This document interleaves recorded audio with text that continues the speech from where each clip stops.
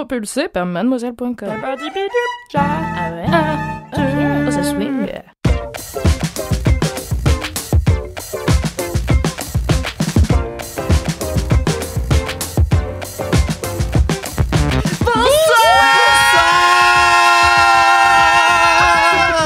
Waouh, c'est le bonsoir le plus énergique depuis au moins 100 ans. 100 ans. 800 épisodes de Laisse-moi kiffer. Laisse-moi kiffer, le podcast du kiff et de la digression de mademoiselle.com. Bienvenue dans l'épisode numéro 105. 105 épisodes. À chaque fois, j'aime bien, on dit ça fait waouh, beaucoup d'épisodes. C'est juste un de plus que la semaine dernière. Bah non, parce que les trois quarts des participants à cette émission n'étaient pas là dans les émissions précédentes. C'est vrai, c'est tout à fait. C'est vrai. Et en parlant de participants, je vais vous présenter ce soir l'irremplaçable Kalindi Rumpel. Hi, she's back from Greece. How are you? Hi, Kalindi. How is Constantinos? Oh, pretty fine actually. Thanks for him. Oh, quel accent! Et il y a, vous l'aurez peut-être reconnu, la voix de Louise Petrouchka. Bonsoir. Bonsoir Louise. Et il y a avec nous un nouvel arrivant, mais qui est déjà vraiment une star et déjà bien dans l'ambiance du podcast. Il est bien dans la lignée. Oui, c'est Cyril. Oui. Alors Cyril, est-ce c'est moi, que big up, big up à moi. Non, mais tu sais qu'en fait, on va plus jamais avoir Cédric. Tout le monde va être là, genre, allez, Cyril, toutes les semaines. Bah, en plus, j'ai une chemise, comme je vous ai dit, qui en hommage à Cédric. Tu vois, ouais, mais on t'a toute dit que beauté. c'était trop de bon goût pour. J'essaierai de faire Il moins manque bien la un prochaine tigre fois. sur une bouée. Ouais. Est-ce que tu peux te présenter un petit peu, Cyril, s'il te plaît? Bien, je m'appelle Cyril, j'ai 39 ans, mais ça ne se voit pas visiblement. Non, donnez notre âge. Et j'ai participé à Koh-Lanta l'année dernière. Et ouais. La guerre des chefs. Oh, on a un La survivant. guerre des chefs? Pourquoi? Bah, je vois qu'il y en a qui ont suivi, ça fait plaisir. Parce qu'il y avait des chefs qui ont tenu plus longtemps que moi sur les poteaux. Ah, il paraît. Fatigue. Et du coup, c'était le thème de l'émission. Ah, c'est La pas que vous guerre étiez des chefs. particulièrement doué. Ah bah non, surtout pas mon équipe en plus. On est arrivé à 2 à la réunification, donc si tu veux, on s'est fait éliminer un par un, mais on a quand même gagné puisque c'est ma copine Modas qui a gagné. Oui. Mais attends, je comprends pas. Bravo. Vous avez des teams, à la fin, il n'y a pas plus de teams? Bah ouais, mais c'est Si, là il y la avait réunification. La réunification, il y avait 3 teams cette saison, il y avait 3 teams et du coup il y en a plus que 0 à la fin, tu vois. Ici, Ouais. tout le monde, et on était plus que 2 de ma team de départ. Ok. Et oui. Ça pique. Et- Arriver à 2 à la réunification, c'est pas bon signe en C'est pas général. très bon Et signe. ils ont réussi à aller quasiment jusqu'au bout. Ah bah, Franchement, Enfin, bravo, au hein. bout d'ailleurs. Ouais, merci, on a Mais bien moi, tu joué. sais, j'ai un adage qui dit que toute mauvaise journée se termine bien et que toute mauvaise journée qui commence bien se termine mal. Non, Et j'ai l'impression J'ai pas compris. alors toute T'as dit mauvaise journée 2 fois. c'est bien. Attends, toute journée qui commence. 1000 personnes, mais pas. La probabilité toute qu'une journée journée qui commence bien finit toujours mal et toute journée qui commence mal finit toujours bien. Et c'est un peu l'histoire de ton équipe. Mais c'est l'histoire Ça commençait de ma mal. vie. Ah, Mais c'est l'histoire de ta vie. de ma Ça a mal vie. commencé. Et Ça a mal commencé. Et regardez où je suis. Je Mais suis dans oui. LMK. Ça fait la rançon de plaisir. la gloire. Je crois que t'es la première rosta à venir. J'ai enfin On a réussi ma vie. Bah, il y a moi quand même, Kalindi. Non, mais Et la je suis personne là de la à télé. chaque fois. On va parler tout de suite des commentaires qu'on a reçus, Kalindi et moi, du coup. Moi j'ai reçu 0 commentaire, oui, étonnamment. Ah Puisque oui. je suis pas dans Laisse-moi kiffer en Mais ce oui, moment. c'est ça. Et moi non plus. C'est bizarre. C'est étonnant. Allez, Kalindi, vas-y, je te Bah, en lance. fait, moi, j'aime pas faire ça parce qu'à chaque fois, ça paraît hyper prétentieux, mais quand les gens ils m'écrivent à moi, c'est sur moi, donc voilà. Ah oui, Bah, Mais c'est ça bien, se termine sur Laisse-moi kiffer. Alors, salut Kalindi, issu une LM Crado. Je crois t'avoir vu passer rue des Petites Écuries ce midi et nos regards se sont croisés. Si je n'avais pas été en train de payer ma salade chez Loumise, c'est vraiment nul à chier Loumise, je t'aurais bien dit. C'est elle qui le dit ou c'est toi? Non, c'est moi. Je t'aurais bien dit que vous illuminez toujours autant mes journées avec la team LMK et entre autres choix, je vous love et vous souhaite toujours plus de kiff. Ce message reste valable, même si ce n'était pas toi, mais un sosie de la reine des sosies. Bisous et pistache. Les Oh. petites écuries, c'était sûrement toi. Ah oui, Oui. c'était moi, c'était hier. Eh bien, merci Clémence. Merci. Bisous, Ah, Clémence. super, Clémence. bisous. Une super Bisous et LM crado. pistache. Eh bien, moi, je vais vous lire 2 commentaires que j'ai reçus sur. Apple Podcast. Merci Louise, la seule qui suit ce podcast. Ah, bah, j'ai un peu. Sur Apple Podcast où vous pratiqué. De pouvez bagou. mettre 5 étoiles et commenter avec tout ce que vous voulez nous dire. Alors, j'ai une... Des vides bolos, non? Il y a de moins en moins de vides bolos. Du coup, on est plus sur des anecdotes de stars en ce moment. D'accord. Voilà. Anecdote, ça me va. Anecdote de stars. Mais là, c'est plutôt des réactions. Donc, on a un message à l'attention de Mimi. Salut les LM kiffeurs. 1000 ans plus tard, je voudrais remercier Mimi car grâce à ce bon jeu du titre, j'ai enfin regardé Brooklyn Nine-Nine qui est la meilleure chose. Je ne m'arrête plus. Merci. J'ai une anecdote concernant les titres. Vas-y. J'ai dit la dernière fois, je regardais les stories d'un gars qui sort une paire de baskets magnifiques. Je dis, cette paire de baskets est formidable, j'oserais même pas les mettre tellement elles sont belles. Et il me dit, pourtant, on est vraiment bien à l'intérieur. Je réponds, titre. Le gars me répond, le titre de la paire de baskets. Parce qu'il a pas compris ce que ça voulait dire titre. Et elle s'appelait comment les... Oh bah je sais pas, trop compliqué, c'était des Nike mon cul. Il a dû te prendre pour une meuf odieuse. Titre. Ouais, c'est ça, vraiment genre titre. Enculé. Pas de point avec les Oh, voilà. Faut que tu gâches tout. La poésie et tout, voilà. Et ouais, il a pas compris, j'étais là, j'ai liké son commentaire et j'ai pas répondu parce que je me suis dit c'était trop long à expliquer. Voilà. Mais c'est vraiment, j'ai vu le truc, j'étais là, pourquoi il me dit le nom des Nike, je m'en fous. Oui, il a pas compris. Non, quoi. il a vraiment Comme pas quoi, la il faut ref. abolir cette vanne. Ouais. C'est ce pourquoi je milite activement depuis au moins 3 ans. numéro 1. Yes. La seule d'ailleurs. J'ai aussi une réaction au mini-kiff de Caro qui était venue il y a 2 Laisse-moi kiffer. Oh là là, c'était il y a longtemps. Bah, j'étais même plus là, j'étais même pas là, j'étais en vacances. C'est vrai. Bah oui, j'ai l'impression que ça fait 1000 ans que j'étais en vacances, voilà. Donc c'est Corail H qui dit Shera c'est bien plus qu'un mini kiff. Hello, super contente d'entendre parler de Shera dans LMK, mais pour moi et ma meilleure amie c'est un immense kiff, pas juste un mini kiff. Donc je tenais à insister sur le fait que Shera est une série animée fantastique, à la fois pour son histoire, son univers, ses personnages, mais aussi et surtout pour son inclusivité. Je lis super vite parce que c'est super long. Ouais, je vois, il y a un Attends, bon Shira, paragraphe. tu sais, parce que moi j'ai écouté ce LMK et Shira en fait c'est la sœur de Musclor. Parce que c'est ça que vous aviez pas dit pendant ce LMK et moi, j'étais derrière ma bonnette, j'étais là, mais pourquoi ils ne le disent pas? C'est la sœur de Musclor et en fait ils ont voulu faire le pendant féminin de Musclor à l'époque. Et du coup il y avait un animé Shira qui date de ma jeunesse. Et oui, car je suis vieux. T'es le parfait remplaçant de Cédric, c'est vraiment parfait. C'est exactement ce que je me suis dit, que c'était Cédric Revival. Je suis moins geek. Et du coup, voilà, Shira, ils ont fait une nouvelle édition, comme ils ont fait les petits poneys en nouvelle édition. Là, c'est une nouvelle édition de Shira qui est très LGBT queer, très cool, quoi. Voilà. Et il est renseigné. Mais c'est ça, il a les infos. Alors, c'est bizarre. Contrairement à tout le monde. Ah, vous avez pas l'habitude, hein? Inédit.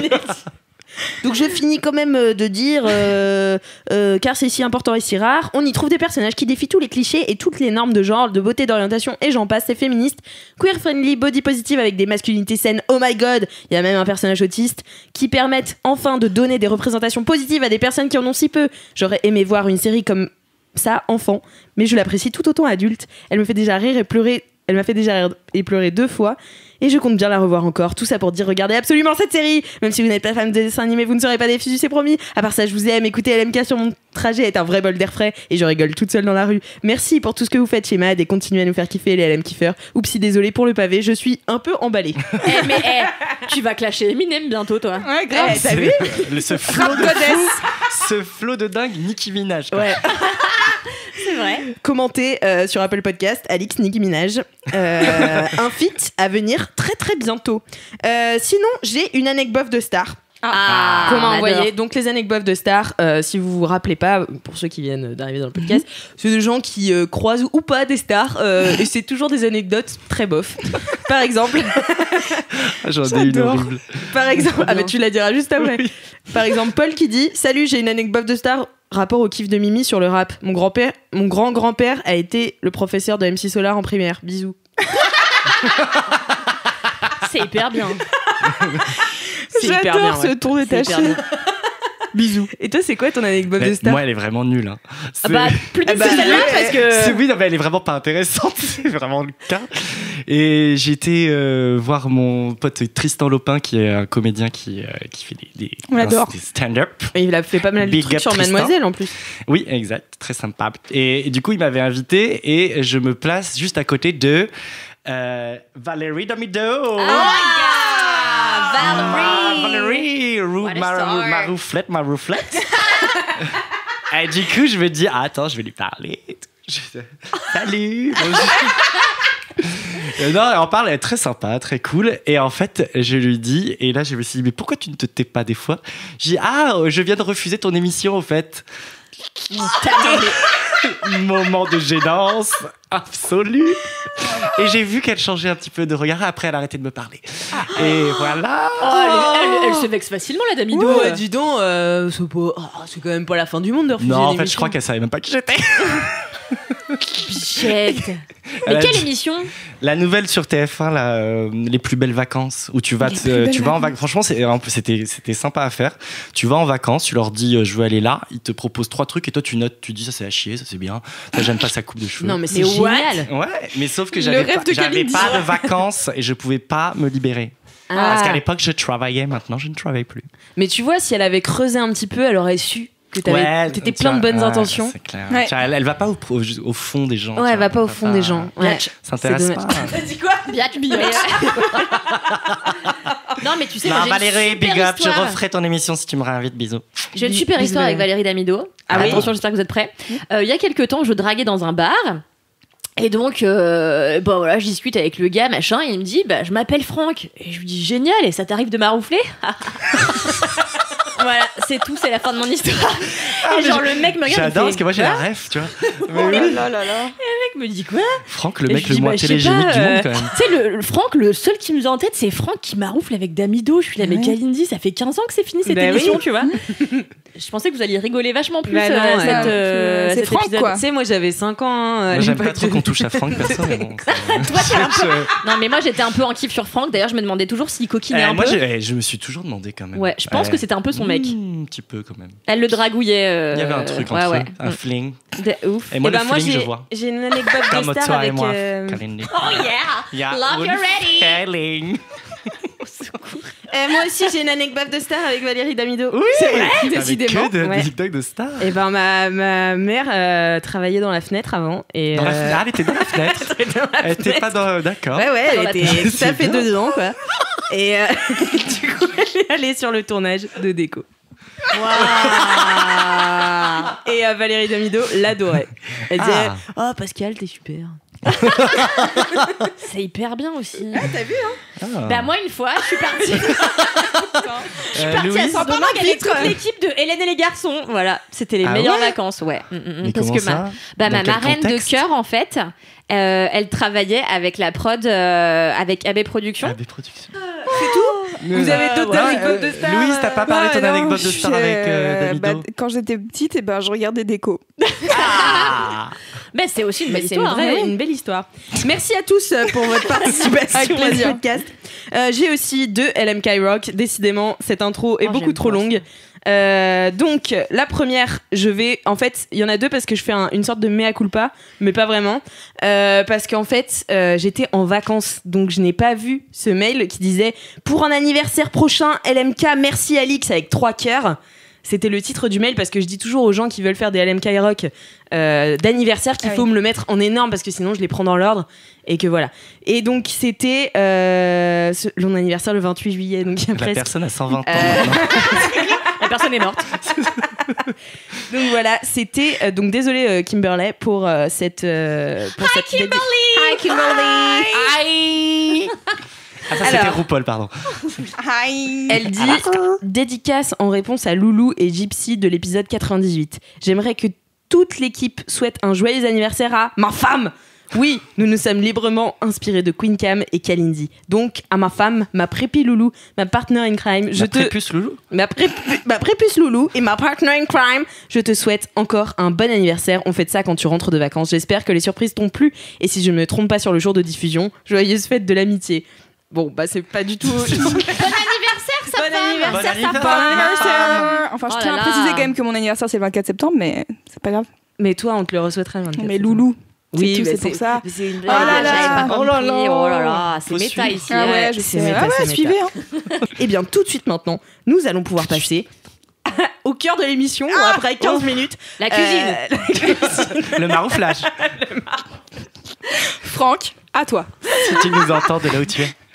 Oh, si Franck pouvait venir dans la MK. Bah, envoie-lui un Attends, message. Franck hein. de d'Amido. Ouais. Oui. Ah ouais, stylé. Pas ton Franck.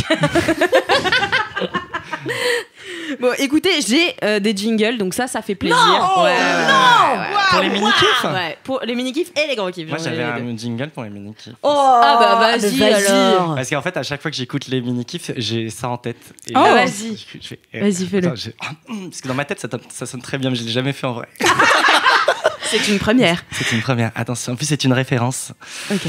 Mini kiff, c'est les kiffs, ils sont mini. C'est si bien. C'est trop mignon, mais j'ai pas la ref. La ref, c'est les mini-pouces. Ah. Non, c'était un dessin animé quand j'étais petit, c'était les mini-pouces. Il me semble qu'on avait fait cette ref avec Cédric il y a 1000 ans. Ou alors Ah c'est ouais, Bibi parce que Phoque. c'est totalement une rêve de Cédric, ce genre de truc, les mini-pouces et tout. J'étais là. Ça me dit quelque chose, les mini-pouces. C'est trop mignon. Bah, ouais. Peut-être Trop l'épisode 3. j'adore. Voilà. Bah, J'ai envie que ce soit ma sonnerie de téléphone. Ah, de ouf. Et de me réveiller comme ça. Ouais, ce serait trop bien. Ce serait beau. Eh Je bien, te le ferai en. tu Après, feras le l'apéro. jingle des gros kiffs aussi, hein. Oh merde, Je j'avais t'attends. pas prévu ça. Ah bah oui, bien Ah, sûr.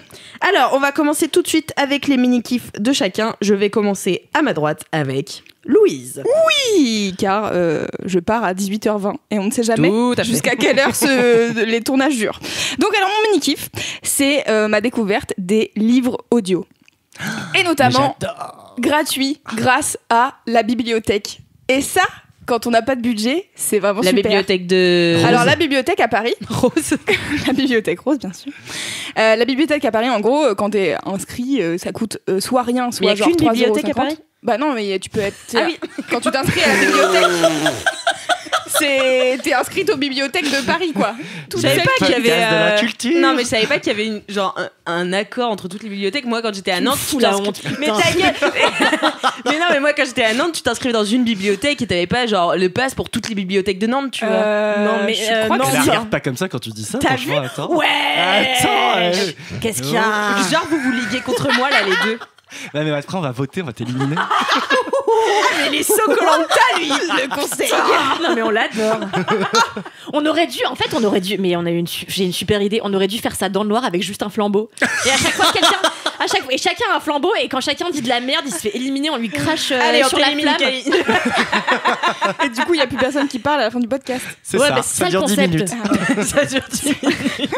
Ça Et serait pas enfin, vous allez forcément mal. rentrer dans les timings que vous avez. Ben quoi. c'est ça, si on voulait faire un podcast plus court, c'est une bonne idée. Merci Kalindi. Ah, de rien, D'avoir super. brainstorm toute seule. Ouais. Eh ben super, merci. On fait insulter comme ça par les yeux. Insulté par les yeux. Titre.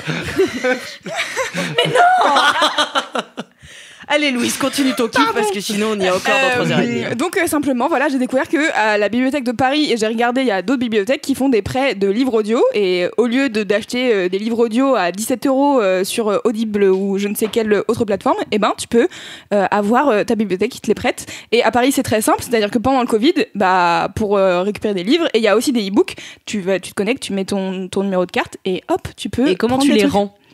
Et ben en fait c'est un truc automatique. En fait je crois que tu les empruntes pendant genre 40 jours et au Ouais. bout de 40 jours Tu c'est l'as bon, c'est plus. fini, tu l'as plus.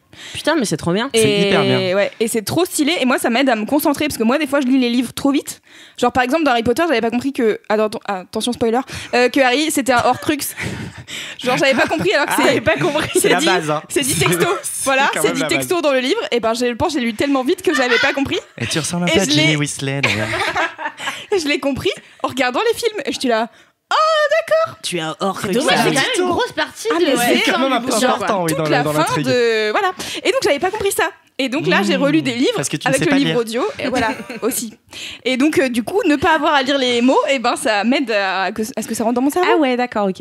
Et donc là en fait je lis le livre physique et en même temps je l'écoute. Ah, tu fais les deux? Et ouais c'est trop bien. Ah, et genre tu là fais les j'ai deux en écouté parallèle, ouais, trop en bien. même temps tu vois. Et genre si je suis dans mon lit le soir et que je lis les trucs bah c'est pas grave je peux avancer dans mon livre audio après. Mais J'ai moi, je l'ai jamais déjà entendu fait, ça, ça. c'est hyper bien. Et j'ai fait aussi sur YouTube où tu en as des qui sont libres de droit maintenant, de droit, pas de doigts, et que tu peux aussi écouter. Je trouve ça hyper sympa. Et je savais pas qu'on pouvait faire dans la bibliothèque. Je suis hyper refait. Ouais. Et en Je fait, vais le mettre après, dans ma liste. je Bah, sais qu'à Paris, c'est hyper facile parce que tu peux vraiment, genre, directement, tu cliques sur télécharger, il t'envoie un lien de streaming et tu as juste à l'écouter. Après, il y a plein de bibliothèques qui n'ont pas forcément le truc numérique, mais en tout cas, tu peux aller à ta bibli et il y a plein de livres audio, genre en CD. Bon, alors il faut avoir un lecteur CD, c'est pas hyper facile. Mais je pense aux personnes. Non, mais je pense aux personnes qui prennent la voiture et qui doivent. Je sais que t'allais dire, je pense aux personnes vieilles. Non. qui ont des vieilles voitures. Non, mais tu vois, genre, je sais que ma sœur, elle est bibliothécaire et qu'elle lit plein de livres juste en faisant le trajet pour aller au boulot et pour revenir, quoi. Ouais, c'est clair. Voilà. Elle est bibliothécaire, ta sœur ? Ouais. Ah putain, c'est fou. C'est dingue. La classe. Et voilà, c'était mon mini-kiff. C'est Non, mais rapide, j'adore. attends. Mais du coup, moi, je suis restée bloquée sur tu lis en même temps que t'écoutes le bouquin. Mais Bah ça ouais. te fait pas court-circuiter le cerveau ? Bah non, en fait, il faut juste que tu trouves le rythme qui va bien. Par exemple, le bouquin, tu peux l'écouter en normal, comme les podcasts, tu vois, tu peux accélérer. Moi, j'écoute en 1x5, parce que j'écoute toute ma vie en x5 ou en x2. Ouais, moi aussi. Et Mais tu n'as pas peur de perdre ta vie ? non, ça va. Je lis plus rapidement. Et en fait, du coup, ça va à peu près avec mon rythme de lecture normal, tu vois. Quand la meuf, elle dit les trucs, je lis en même temps qu'elle. Et par exemple, là, je relis La Passe Miroir parce que je voudrais lire le tome 4 dont je me souvenais plus du tout. J'avais vraiment genre perdu tout ce qui se passait, etc. Et donc, c'est trop bien parce que la meuf qui lit La Passe Miroir, c'est une vraie comédienne de théâtre, tu vois. Donc, elle fait les voix. Ouais, trop bien. Toutes les voix de tous les personnages, elles sont différentes. Et en fait, si t'as pas le livre sous les yeux et que t'es en train de faire autre chose, tu sais très bien qui parle à quel moment. Alors que là, je suis en train de lire un autre livre où la meuf, elle est un peu moins comédienne. Et du coup, quand il y a une personne qui parle, des fois, s'il y a un dialogue, t'es un peu perdu s'il y a pas écrit machin dit ceci, tu vois. Mais en tout cas, moi, je trouve que c'est hyper cool. Et ça m'a permis là de lire 3 bouquins en l'espace de, franchement, 10 jours parce que tu vois, genre, puis en plus, bon, j'étais dans l'histoire et tout, je kiffais, mais voilà, juste c'est bien. Non, mais c'est trop bien. Et moi, je dis aussi, quand tu veux lire les classiques, tu vois, moi, des fois, j'ai un peu du mal à me. Je me dis, attends, je vais faire du mal et tout. Je vais me la péter. Et en fait, j'arrive trop pas à me lancer dans le livre. Mais par contre, en audio, c'est vachement plus accessible. Et parce que tu peux écouter en faisant autre chose, quoi. Tu fais ta vaisselle alors que tu irais pas lire du Dumas en les ta mains vaisselle, dans le cambouis, quoi. Compliqué. Ouais. C'est vrai. Moi, j'ai jamais essayé. Et à chaque fois, tu vois, c'est complètement con. C'est un énorme préjugé. En plus, j'écoute la radio, mais je me dis toujours, c'est un truc de vieux, tu vois, d'écouter un bouquin. Mais il y a plein de moments où je suis à la salle par exemple et que je sais pas quoi faire, et en vrai c'est un bon truc à essayer. Je vais essayer moi aussi. Ce que je trouve un peu dommage, c'est que aux États-Unis par exemple, ils ont un truc qui s'appelle Libby, c'est une app où tu rentres ton code de carte lecteur, bibliothèque et tout, et ils te trouvent ta bibliothèque, et genre il y a plein de bibliothèques alentour, etc. Et tu peux avoir accès au catalogue, tu vois. Alors qu'en France, on n'a pas ça, toutes nos bibliothèques, elles sont un peu séparées et tout, donc c'est pas comme si tu pouvais avoir accès à un gros catalogue, c'est vraiment si ta bibliothèque elle fait ces trucs-là, c'est cool, mais si elle le fait pas, c'est un peu relou, du coup, en effet, faut passer par les CD, et du coup, ça veut dire qu'il faut avoir un lecteur CD pour ripper le MP3 pour pouvoir l'écouter dans ton téléphone, c'est un peu compliqué, quoi. Mais bon, après, moi, j'ai des potes qui sont sur Audible et qui kiffent de ouf. Après, moi, je préfère pas passer par Audible, mais franchement, j'ai trouvé ça super, et je crois qu'il y a beaucoup de gens aussi qui disent, mais c'est pas vraiment lire des livres, écouter les livres en audio. Je suis là, vous croyez que les personnes malvoyantes, elles font comment, en fait? Et du coup, il y a un peu ce truc, mais c'est pareil avec les e-books, tu vois, c'est genre, un e-book, c'est pas vraiment lire un livre. Je suis là, vraiment, à la fin, on a lu la même histoire, et on a écouté le même personnage avoir son évolution, tu vois, donc... Oui, c'est juste des petites traditions, tu vois. Ouais, c'est ça. Mais j'ai vu plein de gens en faisant des recherches un peu dire mais en fait arrêtez de dire que c'est pas lire d'écouter des livres en audio, ça n'a pas de sens, quoi. C'est clair. Et au contraire, moi je trouve ça donne grave de la vie là sur La Passe Miroir, la meuf. Mais du coup, elle est trop bien, quoi. Du coup, tu dois avoir une sorte d'interprétation, tu vois, aussi par la lecture, parce que ça c'est trop bien. Par exemple, je me suis fait la réflexion dans La Passe Miroir, des fois ils te disent le ton que la personne a pris, tu vois, genre dans un dialogue après la phrase. Du coup, toi, tu la lis d'un certain ton. Ouais, c'est vrai. Et en fait, après, t'es là, genre, en fait, elle parlait pas comme ça. Tu la relis. Et donc, tu relis le truc. Alors que là, tu vois, en écoutant La Passe Miroir, machin, il est hyper froid, il a un accent comme si, machin. Et donc, du coup, tu l'entends direct. Elle te fait il parle l'accent. mal, ah ouais, mais elle fait les accents trop bien. Et dans La Passe Miroir, en plus, c'est genre, il y a plein d'univers différents qui se croisent. Et du coup, ils ont tous des accents différents. Ils parlent pas de la même manière et tout. Et c'est hyper cool. Enfin, voilà. Donc, c'était mon mini-kiff. J'adore. Merci beaucoup, Loulou. On va tester. Merci, Loulou. Avec toujours les meilleures recommandations. À toi, Kalindi. C'est pas à lui? Non, mais ok. Tu me montres pas du doigt déjà. Sorry. Alors, j'ai changé. Mais c'est pas grave, c'est pas quelque chose que quelqu'un a pris, je pense. C'est une série documentaire. Le non-respect de l'hôte. Sorry. My en vrai, je bad. savais pas vraiment dit, je savais pas Allez, trop. fais-le, c'est pas grave. Ouais. Et ben, c'est une série documentaire Netflix que j'ai adorée et que j'ai regardée juste avant de partir en vacances. Alors déjà, je voudrais annoncer aux auditeurs qui peut-être ne le savent pas, la saison 3 de Selling Sunset is out. Alors c'est bon, il y a le mariage de Christine. Ah, donc voilà, faut que je le regarde ça. Tu vas adorer, je pense. Je suis sur C'est les Real extraordinaire. Wives de Beverly Hills. Donc Ah il bah, faut c'est que dans la j'enchaîne, même veine. faut que j'enchaîne Laisse tomber. là-dessus. Moi, je suis tombée dans un trou avec Ah les ouais. Desperate Housewives. Là, Mais j'ai pas le time, putain. c'est terrible. Mais au bout d'un moment, ça me pourrissait trop le cerveau parce qu'en fait, elles sont tellement méchantes que j'avais l'impression de devenais devenir méchante perfide. Ah. Bon, bref. Et là, c'est l'inverse de la perfidie. Ça s'appelle Love on the Spectrum et c'est une série documentaire qui s'intéresse à plusieurs gens qui sont autistes. Il y a des gens qui ont une vingtaine d'années, d'autres qui ont 40 piges. Et en fait, c'est leur recherche du grand amour. Et en fait, t'as plein de gens qui sont à des niveaux d'autisme, à des degrés d'autisme complètement différents. Et tu les suis dans leur famille avec leurs problématiques personnelles. C'est absolument édifiant parce qu'en fait à aucun moment c'est complaisant, c'est pas misérabiliste non plus, c'est juste ultra juste et dans le ton et dans les... En fait les gens sont hyper bien castés, toutes les histoires sont ultra différentes et franchement en fait moi dès le premier épisode j'étais complètement accro, je me suis grave accrochée au personnage et franchement c'est plein d'histoires ultra mignonnes, plein aussi de déceptions parce que évidemment qu'il y a des gens qui galèrent à trouver l'amour comme n'importe fucking qui, tu vois. Ouais.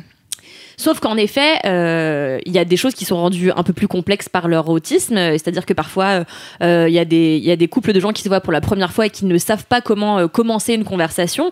Donc, ils sont tous les deux ultra gênés. En plus, il y a les caméras. Enfin, il y a un contexte qui fait que c'est quand même assez oppressant et stressant. Voilà, j'ai trouvé ça adorable. Par contre, comme j'ai décidé il y a 5 minutes que j'allais faire ça, je sais plus combien il y a d'épisodes. Ça doit être 6 ou 8, un truc comme ça.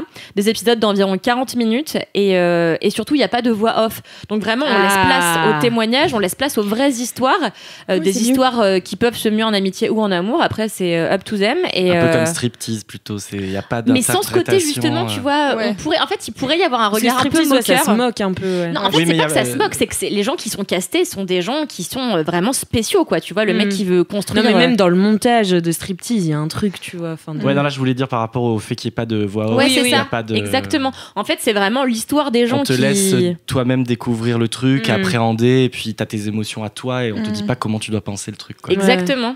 Et du coup, c'est vraiment leurs histoires. Et il y a vraiment... Enfin, j'ai trouvé ça super juste. Et voilà, je recommande à tout le monde, ainsi que Indian Matchmaking. Allez, elle fait un deuxième kiff dans j'ai vu ça. Regarde l'affaire. Hyper bien, mais je dis ça juste parce génial, que c'est pour moi ça va, c'est le truc que j'ai regardé juste après, tu vois. un petit peu l'amour à la fin quand même.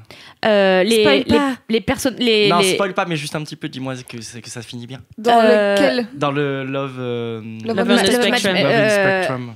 Ah, Love on the Spectrum. Bah, On the Spectrum. T'en as qui trouvent l'amour, ouais. Ah, t'en as qui trouvent l'amour, t'en as d'autres. Il y en a un, c'est mon préféré. En fait, il a jamais ne serait-ce qu'embrassé une meuf et il est au taquet pour se marier. Genre, son objectif de vie number one, c'est se marier. Et en fait, il a déjà acheté la bague de fiançailles qu'il a offert à sa ça, je l'ai vu. C'est adorable. Je crois que c'est dans la bande-annonce. Je l'ai vu dans la bande-annonce aussi. Il est au taquet. Et lui, je sais plus comment il s'appelle, mais vraiment, c'est le gars que je préfère. Il est vraiment adorable et trop sympa et trop drôle. Et voilà, j'avais envie que ce soit mon copain. Donc, regardez la vente de Spectrum, c'est trop bien foutu. Tu le vends trop mais bien. moi, tu me l'avais déjà vendu et c'est vraiment sur ma liste number one. Mais aussi Indian Matchmaking, que du coup, j'ai regardé sur tes conseils. C'est vraiment super bien aussi. Hein. Ouais, hein, parce qu'en fait, donc c'est une nana qui est marieuse à New Delhi ou à Bombay, je me souviens plus. À Bombay. Elle se présente toujours comme ça. Sima from Mumbai. Et à chaque fois qu'elle rentre dans une pièce, c'est Hello, Sima from Mumbai. Et je suis là, oui, on le sait, Sima. On a compris, tu vois. Bonjour, Cyril de Paris. Enchanté, Cyril de Aline Paris. de Levallois. C'est hyper ridicule. Toi, t'es née où déjà, Louise? À Saint-Benoît-la-Forêt. Bonjour, Louise de Saint-Benoît-la-Forêt. Ce serait Vous bien. voulez pas, on se présente que comme ça, maintenant, c'est génial. Ça te met un peu les gens, tu vois. Tu sais où, tu vois, Paris 15. Voilà. Moi, déjà, si les gens en face de moi savent où c'est Saint-Benoît-la-Forêt, je sais qu'on est tous campagnards, tu vois. C'est vrai. Et ouais, donc du coup, c'est Sima, une marieuse, qui doit mettre en relation des personnes qui cherchent l'amour. Et en fait, ce qui est intéressant, c'est que ça apporte un regard un peu plus moderne sur le mariage arrangé. Et ça fait bien le distinguo entre le mariage arrangé et le mariage forcé. Ouais. Donc là, c'est par exemple de la propre initiative de certaines femmes que de trouver l'amour via cette marieuse. Après, il y a bien sûr les dérives de cette pratique qui est souvent que ce sont les familles qui s'investissent plus que de raison pour l'enfant qu'elles souhaitent marier. Donc, mais aussi, c'est une différence de culture où en fait en Inde c'est un mariage plus qu'entre deux individus, c'est entre deux familles. Exactement. Donc en fait c'est aussi ce principe-là et ouais, on regardait ça avec ma coloc, on était là. Et il parle des castes un peu ou pas dedans? Ouais. Oui, c'est abordé, mais vaguement en vrai. Hein. Ouais, mais tu vois, par exemple, il y en a une qui vient de Guyane. Ah oui, c'est vrai. Du coup, elle est obligée d'avoir que des mecs qui s'en foutent un peu des castes. Parce que du coup, comme elle est guyanaise, on dit bien Guyane. Attends, parce que c'est pas Guyane de la Guyane. Hein. Ah, je pensais que ça venait non, de elle est pas de la Guyane française. Je crois que c'est guyanienne qu'on dit. Parce que guyanaise, c'est relative à la Guyane française. Donc, ok. Et du coup, ouais, comme elle vient de Guyane, et il faut pas que les mecs, parce que les mecs ils veulent souvent des meufs qui viennent du Punjab ou alors qui viennent des mêmes régions de l'Inde qu'eux ou que de leur famille. Et du coup, voilà, elle a ce problème entre guillemets que la marieuse te fait face. Mais ouais, la marieuse, c'est quand même un sacré personnage aussi. Hein. Ouais, on l'adore. Ouais. Elle est mariée depuis 40 ans, non? Ouais, elle est mariée depuis 40 ans. Ouais, j'avoue. Salut, je suis from Mumbai, célibataire depuis 2 ans. Vous allez trouver l'amour. Pas à garder un mec, excuse. Voilà, donc c'est mes 2 conseils, 2 en 1. Bravo Kalindi. De série documentaire. Tu as percé les lignes du mini-kiff, encore une fois, bravo. Elle a tout appris de Cédric, non? Hein? Elle a tout appris de Cédric, non? Oui, tout à fait. C'est vrai que c'est lui qui a pas de kiff, c'est pas qu'il y en a plusieurs. Ça se dit. Love him. Ok. Et Cyril, c'est à toi de faire ton premier kiff dans la Là, je suis tellement ému. Emotion. Alors, attends, j'ai des notes. Parce que j'ai tellement peur. Alors, moi, mon mini-kiff, parce qu'on est quand même encore l'été. On revient de vacances, enfin moi notamment, parce que vous avez vu comme je suis bronzée. C'est vrai. Je suis au maximum de ma bronzitude. Ne demandez pas plus. Et ce sont les livres d'été. C'est-à-dire, c'est les livres que tu lis sur la plage, que tu dévores, et que quand on te dit viens faire un beach volley, tu dis attends parce que je voudrais savoir s'il meurt à la fin ou pas, tu vois. Et que, du coup, tu les livres qui te prennent de fou là, ceux que, tu tournes les pages, et t'es là. Tu les bouffes, tu les dévores. Page turner, right? I think it's page turner. Que tu peux te lever la nuit pour lire un petit peu, pour être sûr. Quand tu vas aux toilettes, ça dure 3 heures. Ouais. Enfin, tout ça. Ouais.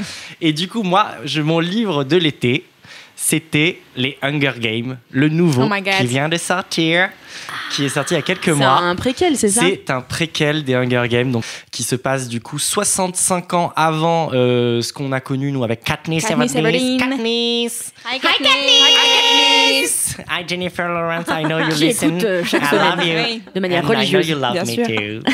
In return. In turn. Bref, t'as compris.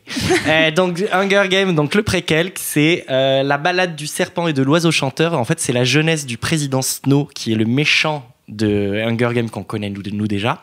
Et en fait, on comprend pourquoi est-il aussi méchant. Backstory du monstre. Et en plus, c'est un peu comme à la Dexter, c'est-à-dire qu'en fait, tu t'attaches au personnage, tu sais qu'il va devenir méchant, mais en même temps... t'es un peu pour lui, t'es un peu avec lui, t'as envie qu'il réussisse et tout. Et ça reprend évidemment tous les éléments qu'on a aimés dans le premier Hunger Games. Tu as des Hunger Games, je vous raconte pas dans quel contexte et comment, parce que c'est ça l'intérêt de l'intrigue. Moi, j'ai adoré les 2 premiers chapitres, un petit peu moins le 3e, mais en tout cas, ça m'a replongé dans l'histoire des Hunger Games. J'étais à fond, j'en pouvais plus, je suais pour lui et pour l'oiseau chanteur, mais je n'en dirai pas plus. Je vais vous laisser la surprise. C'est poétique, ouais. Et j'espère qu'ils le feront en film d'ailleurs. Je pense qu'ils vont pas rater l'occasion. À mon avis. Je pense qu'ils vont pas rater cette occasion. Ouais. Mais trop bien. Mais j'aime trop les préquels, moi. C'est vraiment un truc que je kiffe. Genre les explications de personnages et tout, tu vois. Genre revenir Mais je trouve que c'est une trop bonne idée en fait les préquels parce qu'il y a tellement de choses sur des histoires comme ça que tu as envie de savoir. Mais par exemple, on peut dire que les Animaux Fantastiques c'est aussi un préquel de Harry Potter. Tu vois, t'as envie de te replonger dans l'univers que t'as aimé, de revivre le truc et de comprendre mieux. Est-ce que tu trouves pas que souvent la réaction c'est la déception? Enfin moi je sais que c'est ce que j'ai eu avec tous les préquels, c'est qu'en fait tu t'es tellement tout monté dans ta tête que la réalité de la personne qui écrit donne, souvent elle est assez déceptive, tu vois. Enfin, moi, c'est mon avis, en l'occurrence, les Animaux Fantastiques, j'étais là.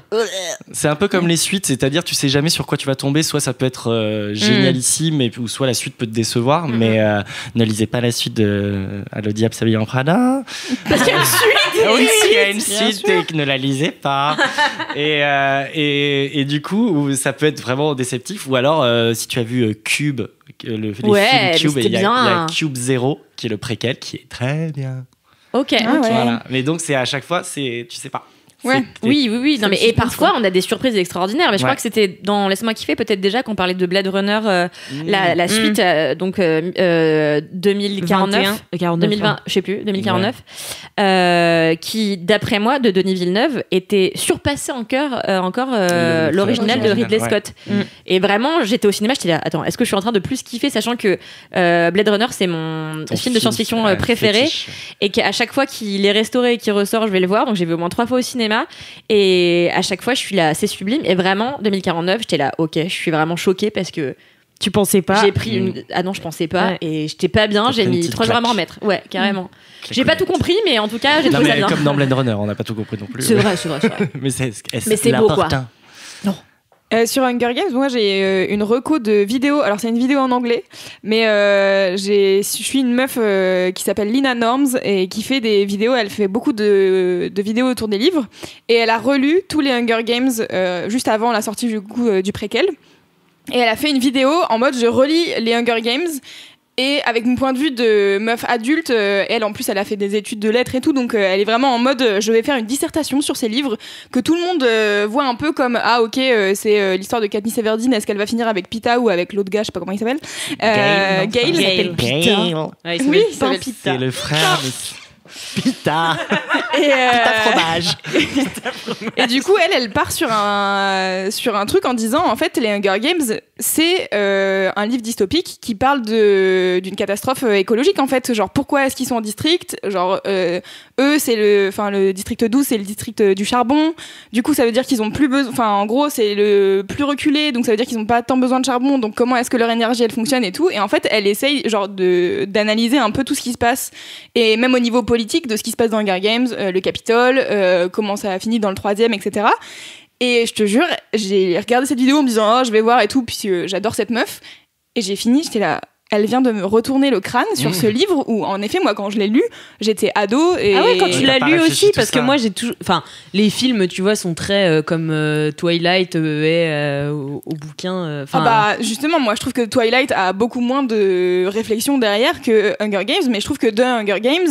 En tout cas, moi, comme on me l'a vendu quand j'étais en fin d'adolescence, début de la fac, c'était c'est une histoire avec c'est une meuf en personnage principal, donc déjà c'était un peu content, tu vois. Et c'est juste en fait, est-ce qu'elle va survivre et avec qui elle va finir, tu vois. Je me souviens que j'avais lu la toute fin, le dernier chapitre, j'étais là genre ok, un peu chelou, et j'étais pas dans l'analyse du tout de genre qu'est-ce que la meuf elle essaye de faire passer dans son roman, etc. Et là, du coup, ça m'a donné envie de les relire pour me replonger dedans. Pareil que, tu vois, genre là que je relis La Passe Miroir et je recomprends des trucs, tu vois. Ou parce que j'ai un œil plus avisé, plus adulte, où il y a des trucs qui me marquent plus. Et du coup, ouais, c'est vrai que là, ça, le vidéo, j'étais là genre waouh, ok, mais d'ailleurs, t'en tout le apprends message un petit politique peu et tout, c'est aussi fou. de ça, du message politique, de ce qui s'est passé dans le préquel. Un tout petit peu, mais tu comprends déjà un tout petit peu mieux de ce qui s'est passé. Mais j'imagine que tu comprends qu'elle va pas faire qu'un seul préquel aussi, et que probablement ça va être une trilogie. Je pense que là, c'est parti peut-être pour une petite suite, parce que ça se finit un petit peu en mode... ouais. A priori, si jamais je peux faire une suite, d'accord. Voilà. Y a pas de souci si ça se vend. C'est qui l'auteur de ça? Susan Collin. I know because I noticed it. Il a tout noté, il est parfait. Pas de digression avec moi. Ah non, mais je vous jure, il m'a envoyé un truc quand il m'a dit quel kiff il allait faire et tout. C'était un paragraphe de genre 8 sous-paragraphes. T'es génial. Il m'expliquait tout et tout. J'étais là. Mais je suis tellement content d'être avec vous. Il est ciselé. Mais est-ce que t'as l'impression que ça t'a servi ou pas? Oui, si, parce que je me sens un petit peu plus à l'aise, tu vois. Ouais. Moi, je parle pas tous les jours dans un micro, tu vois. Donc, mais nous non plus, je te rassure, à part Alix. Et ouais, il y a que moi. Et pourtant, c'est moi qui ai le plus de notes. En parlant de mes notes, merci beaucoup Cyril. Merci. Déjà pour ce mini-kiff. Il n'y a pas d'applaudissements. Bravo. Il n'y a pas de public. On devrait faire ça à chaque fois maintenant. Vous n'avez pas d'argent pour avoir un public? Ce serait bien qu'on ait un public. Ah bah oui. Bah, on l'a eu une fois. Ah oui, pour la 100e, c'est ça. Ouais, pour, en live, mais il y a un an aussi, c'était en live à la Nouvelle Scène, mais nous n'avons pas pu le faire car oui. El Covido. Je vais donc vous parler de mon mini-kiff, qui est un gros mini-kiff d'un télo. Voilà, vous allez entendre parler de Delphine Seyrig. Savez-vous qui c'est? Non. Oui. Non. Attends, je peux faire un guest? Vas-y. Elle joue la marraine de Podane dans Podane de Jacques Demy.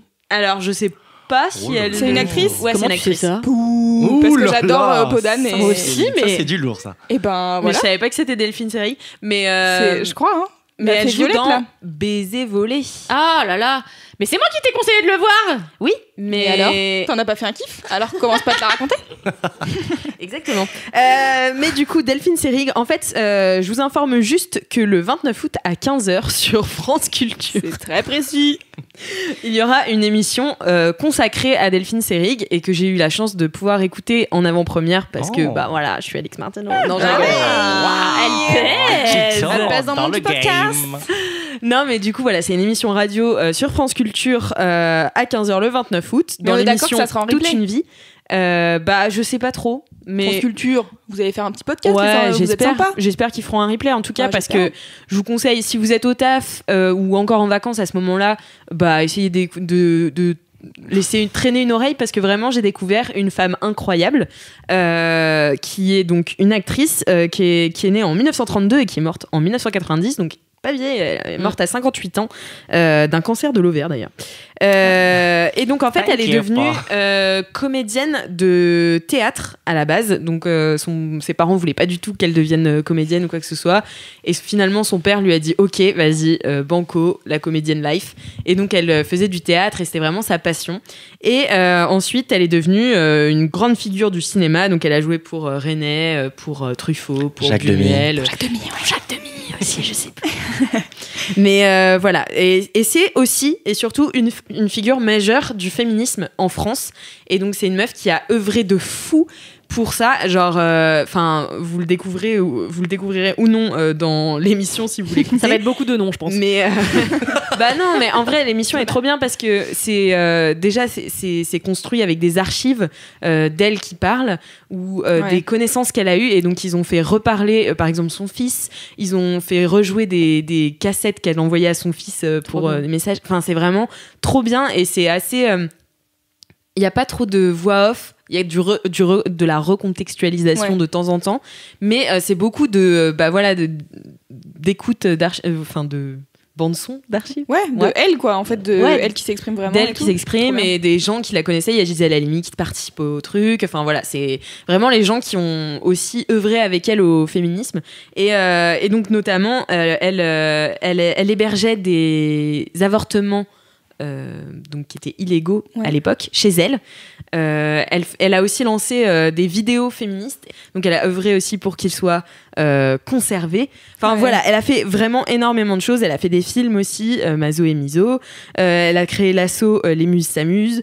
Enfin voilà, bref, c'est une meuf incroyable et qui s'interroge aussi beaucoup sur la place de l'actrice dans le cinéma. Donc qu'est-ce que ça veut dire aussi vieillir quand on est une actrice dans le cinéma? Comment elle aborde son rôle? Comment elle se comporte par rapport aux autres actrices? Enfin vraiment, c'était une femme incroyable. Le male gaze avant l'heure. Ouais, voilà, c'est ça. Et genre elle dit, je crois qu'il y a une des premières phrases du docu, c'est elle qui dit, j'ai toujours l'impression que quand je dois jouer pour un réalisateur, je dois me rapetissait un petit peu parce qu'en fait on donne pas assez d'ampleur au rôle féminin, donc il faudrait écrire des rôles pour les fans qui soient dignes d'Hamlet, qui soient dignes, enfin voilà, il faut en gros elle était vachement militante de ça et voilà, donc c'est une femme incroyable, même si vous n'écoutez pas l'émission qui est déjà très qualitative, vous pouvez vous renseigner sur elle, elle est vraiment trop cool, voilà.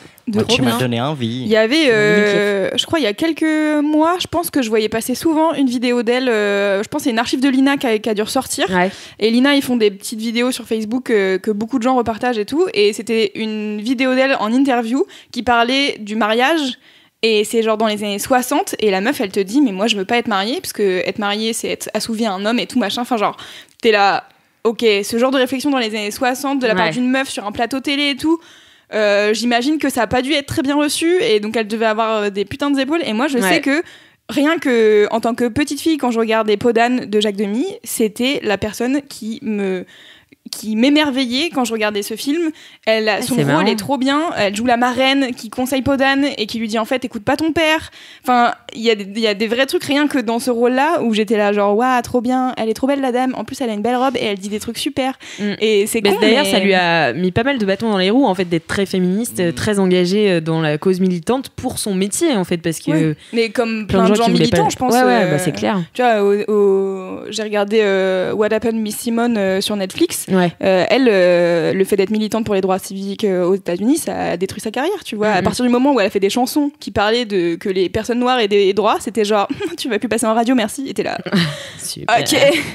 Donc ouais, je pense dans ces années-là, c'était genre tendu quoi, mais encore aujourd'hui. Ouais, c'est clair. Non mais une femme de rôle modèle de ouf quoi. Ouais, de ouf. Genre j'entendais ça, j'étais là.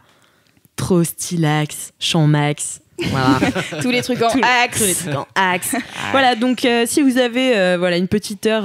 Rappelle le créneau 29 août à 15h sur France Culture. Tu feras une story sur Laisse-moi kiffer. Oui, quand ça passera, bien sûr. Tout à fait. Faudrait que je m'en souvienne. Voilà. Eh bien, écoutez, c'est déjà l'heure des gros kiffs. Oh my goodness, je m'y attendais pas. Du coup, Cyril, est-ce que tu vas nous faire le jingle ? Alors, attention, j'ai réfléchi à un jingle. On est ready. Attention, c'est... Est-ce que tu veux qu'on te fasse, tu veux qu'on te fasse des bacs ou des trucs comme ça ? Ouais, vous pouvez faire des petites percus. Ouais. Ta-la-la, la-la-la, ta-la-la. Je suis pas du tout la-la-la. C'est pas les grosses têtes, c'est les gros kiffs. C'est énorme ce qui vient de se passer dans ce Laisse-moi kiffer. Je suis désolé. C'est arythmique, j'étais à côté. Pardon. Écoutez, c'était top. Attends, tu déconnes. Moi, j'étais ambiancée de fou. Kalindi, elle était à côté, elle essayait trop de faire du bruit, mais elle avait rien dans les mains. Du coup, elle secouait une maracas imaginaire. On est tous avec toi, Kalindi. Ouais. Merci, Cyril. Merci. Les grosses têtes. Si tu nous entends, Laurent Ruquier, prends-nous. Ouais, pitié. S'il te plaît. Eh bien, on recommence. C'est un cycle éternel. C'est parti. Louise. Et le cycle de la vie. Non. Bah si. Ah non, c'est toi, oui, en première. Pardon. Bah alors. Oui, je suis pas. Si. Elle est perdue. Très bien. Alors, ce gros kiff est un peu impressionnant pour moi. Moi-même, j'ai peur de dire de la merde, mais on va quand même y aller. Ah, mais il y a de l'ambition ici aujourd'hui, hein. Ah non, mais c'est compliqué. Hein. Alors, je vous mets un peu de contexte. Dernièrement, je regardais une vidéo de Solange te parle où elle parle d'un podcast qui s'appelle Multi-Amorie. Ce qui se traduit en gros par toutes les formes d'amour qui existent. Et en fait, c'est un podcast qui parle des relations. Alors, ils disent relations modernes. En gros, c'est des gens qui pratiquent le polyamour, les relations ouvertes ou qui sont pas en couple. Qui sont pas en couple monogame ou alors qui sont en couple monogame, mais ils ont réfléchi à ça, tu vois. Ils se sont dit genre c'est ce que la société veut m'imposer, mais est-ce que j'ai vraiment envie de le faire ? La réponse est oui, donc je suis en couple monogame. D'accord. Donc j'ai découvert ce podcast qui a plusieurs années, il y a 300 épisodes. Ah. Voilà. Combien en as-tu écouté, Louise ? Eh bien, je vais vous en parler que d'un. Parce qu'en fait, j'ai scrollé dans les épisodes et tout, cherché un truc. Alors, il y a plein de sujets hyper intéressants. Donc, c'est vraiment sur les relations, sur en plus le polyamour, qui est un sujet qui m'intéresse depuis longtemps. Pour les gens qui savent pas ce que c'est que le polyamour, c'est en gros s'accorder avec son partenaire ou sa partenaire pour être d'accord pour avoir plusieurs partenaires et que tout le monde soit consentant au fait qu'il y ait plusieurs partenaires dans oui, mais ces qu'il y a échanges. aussi qu'ils soient amoureux. Oui, en fait. il y a des sentiments aussi. Il peut y avoir des sentiments. C'est pas comme une relation ouverte où tu es. Et ben en fait, c'est. Ouais, enfin, je pense que ça dépend des gens. Ouais. Mais l'idée, c'est, il n'y a pas qu'un seul partenaire, c'est pas monogame, c'est poly, et donc du coup, il y a plusieurs personnes. Et je tombe sur un titre qui m'interpelle, qui s'appelle Relationship Anarchy 101. Et là, je suis là, l'anarchie relationnelle. Quoi D'accord. Et le premier truc que je télécharge, c'est ça, bien entendu. Et je me dis... en fait, je sais pas pourquoi, mais pour moi, anarchie, déjà, je connais très mal le mouvement philosophique et politique, tu vois. Je suis là, genre, en fait, l'anarchie, j'ai vaguement une idée, je vois le signe et tout, mais qu'est-ce qu'ils prônent comme idée et tout. Est-ce que tu faisais ça au collège aussi? Moi, je mettais un A anarchiste partout. Tu le gravais sur la table, sur le prof. Aucune idée de ce qui s'est passé. Mais... Exactement, c'est ça. Et moi, je suis là, genre, c'est un terme que j'entends depuis hyper longtemps, mais en vérité, je me suis jamais penchée sur qu'est-ce qu'ils disent les anarchistes vraiment. Et pour moi, c'est un peu un truc genre, ouais, ultra militant, ultra, genre, ils ont des idées ultra arrêtées. Et en fait, j'en sais rien parce que je me suis pas penchée dessus. Et donc là, tout à l'heure, en préparant ce podcast, je me suis quand même renseignée un minimum. Et le but de l'anarchie, c'est de dire que pas de chef. C'est ça. Et en fait, c'est qu'on ne se soumet pas aux contraintes de l'État ou aux contraintes de ses institutions. Et ou d'aucune hiérarchie. Quelle hiérarchie, c'est ça. Et en gros, le but, c'est qu'on soit autogérés tous ensemble et qu'on soit tous intelligents. Il y a des travaux dehors, il y aura du bruit. Il y aura parfois un peu de bruit. Voilà. Mais on a très chaud, donc on va pas fermer la fenêtre. Il fait 30 degrés. Mais oui, l'anarchie, c'est pas du tout un synonyme de chaos, en fait, dans l'idée, quoi. Philosophie, ouais. Alors donc, que dans le sens commun, si. Mais non. En vrai, ouais, non. c'est ça, c'est juste ne respecter aucune règle. Et donc, du coup, en fait, ne respecter pas les règles de l'État ou des institutions, ça veut pas dire ne pas se respecter entre nous, tu vois. Ouais, c'est ça. Et du coup, je clique là-dessus en me disant on verra bien. Et en fait, c'est un podcast qui parle d'un texte. En fait, il décortique le texte manifeste. Ah oui, c'est en anglais, j'ai pas précisé. C'est un podcast en anglais qui est animé par 3 personnes qui pratiquent le polyamour. Et du coup, là, il se penche sur le manifeste qui a été écrit par une Suédoise en 2006 sur un blog et tout, genre vraiment random. Mais c'est vraiment le préquel de tout un mouvement, en fait.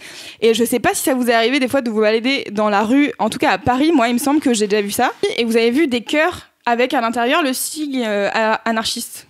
Genre en street art. Ah, ça me dit rien. J'ai pas l'impression non plus. Ok. Moi je l'ai. J'habite dans le 11e. Moi j'en ai vu quelques-uns en fait des chœurs avec le sigle anarchiste. En fait c'est le signe de l'anarchie relationnelle. Et c'est trop marrant parce que j'étais là genre j'ai déjà vu ce truc là plein de fois et je me demandais justement de quoi ça parlait et en fait c'est ça. Moi je crois que c'était une dérive, tu vois. Et ouais, moi aussi je me suis dit c'est un truc autre que le cercle, ils ont décidé de mettre un cœur, c'est sympa, tu vois. Non, pas du tout, c'est vraiment genre très précis en fait. Et du coup, j'ai écouté ce podcast et alors faut savoir que moi, je suis déjà une personne qui me questionne énormément sur le fait d'être en couple, est-ce que j'ai envie, pourquoi les relations pour moi, c'est un peu compliqué.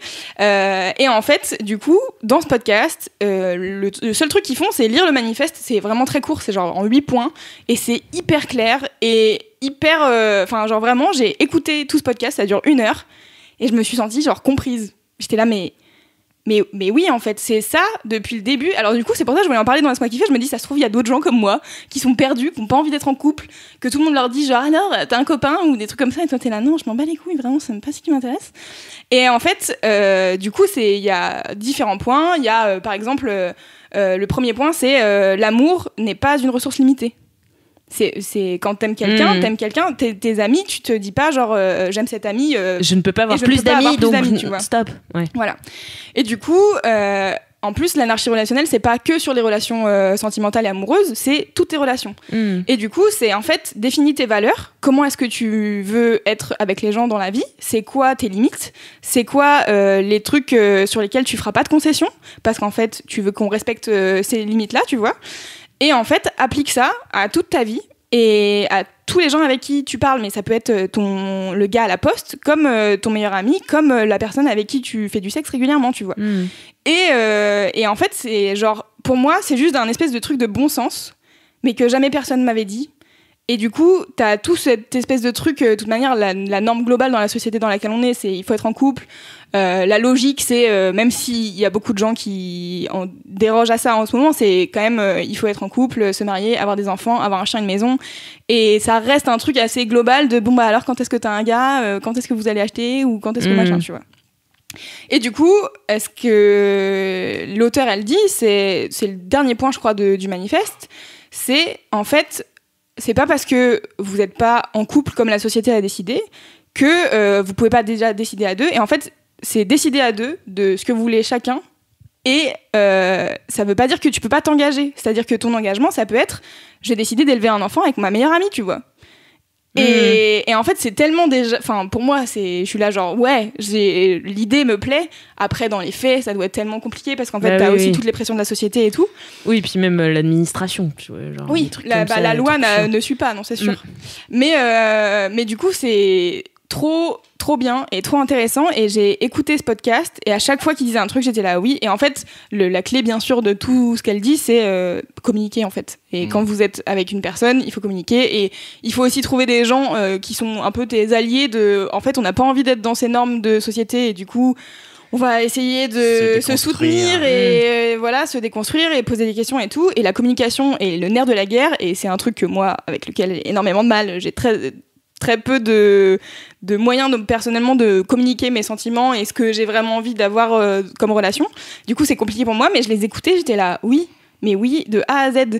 Et ils disent, c'est pas grave, tu vois, il y a tout un moment où ils parlent du fait que, en fait, la pression de la société fait qu'il y a forcément des fois où, bah oui, si t'as choisi d'être polyamoureux, bah tu vas être jaloux pour une raison X ou Y. Et en fait, te blâme pas pour ça, parce qu'en fait, la société, elle te dit que c'est normal d'être comme ça et machin, et c'est juste, ok, il s'est passé ça, pourquoi ? Je vais y réfléchir, on va en parler, et en fait, juste, pour moi, c'est un manifeste de relations saines et de communication que tout le monde devrait avoir, tu vois, où je suis là, genre, si le monde était comme ça serait merveilleux. Et voilà, et donc j'ai écouté ce podcast, j'étais là, waouh! Et il y a tout un truc sur la communication ne doit pas être un truc de crise. Tu vois, souvent, quand tu communiques avec les gens, c'est genre... voilà, oui, parce que c'est souvent, d'ailleurs, dans les films ou les séries, ou même dans la vie, tu vois, quand tu reçois le message « faut qu'on parle », c'est genre la fin. Oh non, ne parlons pas avant que ce soit la fin. Moi, j'ai déjà fait ça à mon mec juste pour lui demander qu'il aille faire les courses, mais juste pour qu'il flippe un peu. J'avoue, sorry. Non, mais comme quoi, c'est vachement ancré, tu vois, genre « faut qu'on parle », tu vois, il y a un truc grave derrière, alors qu'en fait, ça devrait être la norme. C'est clair. Et en fait, du coup, dans ce podcast, donc comme je disais, il y a 300 épisodes, ils ont traité des centaines de sujets et c'est vraiment hyper intéressant. Et au moment de la communication, eux, ils parlent du fait qu'ils ont testé un truc qui se passe en fait normalement dans les entreprises quand ils font des logiciels, où en fait, bah, toutes les semaines ou tous les mois, ils ont un rendez-vous et ils doivent se dire bon, bah, on a avancé sur ça, on a tel problème, on a machin. Bah, en fait, venez, on fait ça dans les relations. En fait, c'est genre en fait tous les mois, on se prend un rendez-vous, une après-midi ensemble où on est à deux et on communique des trucs cool qui nous sont arrivés, des embrouilles où en fait on n'a pas vraiment fini cette embrouille, peut-être on peut genre mettre les choses à plat et être dans un truc de on est en confiance, on n'est pas là pour se prendre la tête, juste on est là pour faire avancer notre relation et vraiment mettre à plat les trucs, tu vois. Puis ça grossit pas jusqu'à exploser, quoi. Voilà, c'est ça. Désamorce le tout, quoi. C'est ça, et le but c'est ça, et du coup après j'ai été écouter leur podcast sur ce truc de check-up mensuel où tu te retrouves avec la personne avec qui tu partages des sentiments ou du sexe et tout, et tu dis bon, est-ce que ça nous va encore et est-ce que c'est cool, tu vois. Et il y a plein de trucs, et en fait leur site est assez bien fait. Si vous voulez écouter, c'est en anglais, mais il y a des transcriptions aussi de leurs épisodes, donc si vous voulez suivre en lisant, c'est possible. Mais bon, c'est moins un podcast du coup. C'est un peu plus relou. C'est voilà, la boucle infinie. Ça. Et du coup, ils ont une page commencez ici. Avec, en fait, si tu te poses des questions sur les relations, le dating, voilà, genre des trucs sur la jalousie ou des trucs sur comment être moins nul en communication et tout. Et après, si tu te poses des questions sur le polyamour, voilà des épisodes qui peuvent t'intéresser. Et parce que à partir des 300 épisodes, en effet, tu peux commencer n'importe où. Parce que le but, c'est pas que tu commences à l'épisode 1 et que tu remontes, tu vois. C'est juste, ils disent, voilà des outils et prends ce qui t'intéresse. Et je trouve ça trop bien, et je trouve qu'ils sont vraiment ils expliquent hyper bien. Et tu peux rappeler le nom du podcast? Cool. Multi-Amory. Moi, tu m'as tellement donné envie là. Ah ouais, moi aussi, genre, wow. Franchement, mais je vous jure, j'ai écouté ce podcast et j'avais une pote qui était dans les parages et elle partait et je lui dis meuf, je me sens comprise. Mais, oui, je ne suis pas seule. Et en c'est fait. ça, et c'est un espèce de truc où j'étais là genre ah mais en fait il y a pas que moi qui pense que le couple c'est pas si ouf que ça. En tout cas le couple dans les couples que j'ai eus, même si je ne renie pas du tout les belles histoires que j'ai eues, tu vois, il y a des trucs où moi je me retrouvais pas dedans et où je me sentais incapable de communiquer, et du coup là je suis là, cool, des outils pour communiquer et des outils pour que à l'avenir mes relations elles soient moins compliquées à gérer dans mon quotidien, parce qu'en fait à chaque fois dans mes relations c'est plutôt genre moi qui dis rien et qui accepte des trucs alors que je fais des compromis alors que j'ai pas envie, tu vois. Et du coup là j'étais là, waouh, oui c'est ça la vie, c'est comme ça que j'aimerais que ça se passe, voilà. Et donc on attend un débrief de l'application après. Et bah oui, écoute, dans quelques mois, si tu veux. Mais on fera un point. Pour le coup, dans un mois, on fait un point. Grave. Pour le coup, le podcast est en anglais, mais j'ai trouvé le manifeste en français, donc on pourra le mettre en lien. On pourra le mettre en lien de. Il est hyper bien, hyper clair, c'est hyper rapide à lire, et franchement, c'est trop bien. Voilà. Donc, trop cool. Super. Merci beaucoup, Loulou. Avec plaisir. Merci. Quel gros kiff incroyable. Ouais. J'adore. Ouais, c'est ma passion. Je te jure, j'ai découvert ça, je suis folle. Mais moi, je suis vraiment dans ce genre de questionnement aussi un petit dans ma vie, et ça m'intéresse tellement en fait d'avoir des témoignages, des choses, parce que se déconstruire c'est tellement compliqué.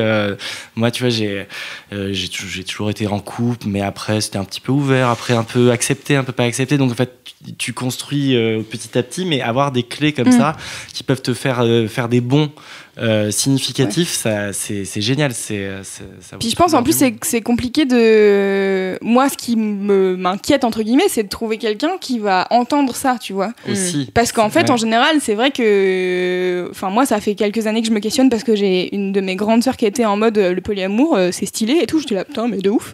Et du coup, à chaque fois que j'en parle avec des potes, souvent ils sont là genre, ouais. Oui, mais tu te mettrais pas avec ces potes-là. Non, bien sûr. Mais c'est juste avec quelqu'un qui pige un peu les envies que t'as, tu vois.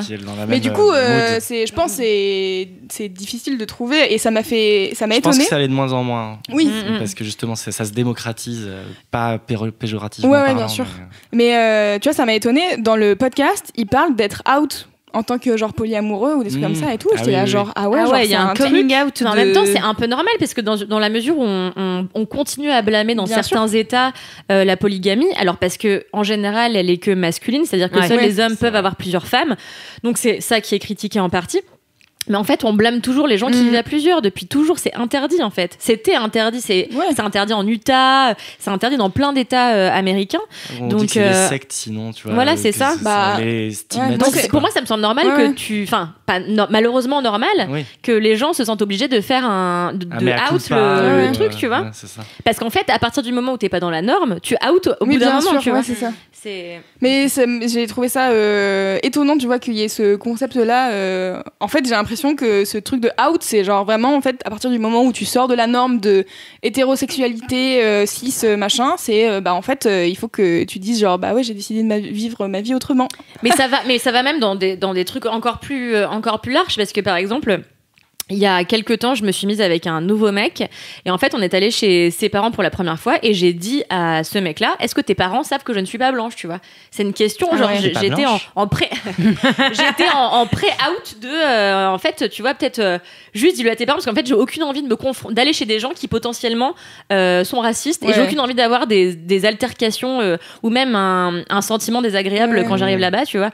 Donc, je suis là, en fait, la moindre différence, même juste physique, tu te sens obligé de la out ou de la tu vois, c'est de hyper, dire genre attention, j'existe, c'est ça. Je suis un peu différent, j'ai ma coquetterie.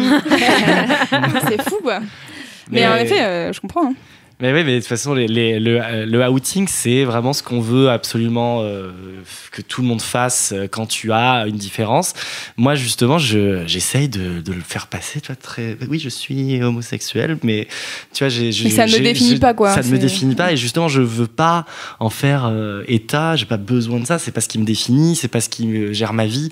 Et voilà, mais c'est compliqué de faire comprendre à beaucoup d'institutions que c'est le cas, quoi. Et ça arrive petit à petit, c'est lent, très lent. Faut encore se battre, mais ça va venir. Et ça va vers un mieux quand même. Hein. Ça va complètement vers un mieux. Je pense que le polyamour aussi, on en reparlera dans 10 ans, ce sera pas la même chose. Et je pense que les nouvelles générations aussi vont intégrer ça plus facilement. Et c'est bien que les autres générations en soient conscientes aussi. Donc voilà, j'espère juste que s'il y a au moins une seule personne qui écoute Laisse-moi kiffer et qui se dit genre ouais j'avoue ça m'intéresse, et ben j'ai gagné la partie. Exactement. Voilà. Bravo Loulou, je suis sûre que t'as gagné. Grave, moi aussi. Voilà. Merci beaucoup. Avec plaisir. Thank you. C'est à toi, Kalindi. Yes. It's your turn. Alors moi, mon gros... Que je viens de trouver à l'instant. C'est les travaux dans le couloir. J'ai toujours pas le droit de faire mon livre. Non. Bah Alors, écoute, on a déjà parlé de bouquins là. Oui, bon, d'accord, je fais autre chose. Alors, moi, c'est les vacances solo. Elle a lu un livre. Lors desquels j'ai lu un livre extraordinaire. Je comptais pas vous en parler, mais ça s'appelle Le courage qu'il faut aux rivières. dont je vous parlerai au prochain épisode.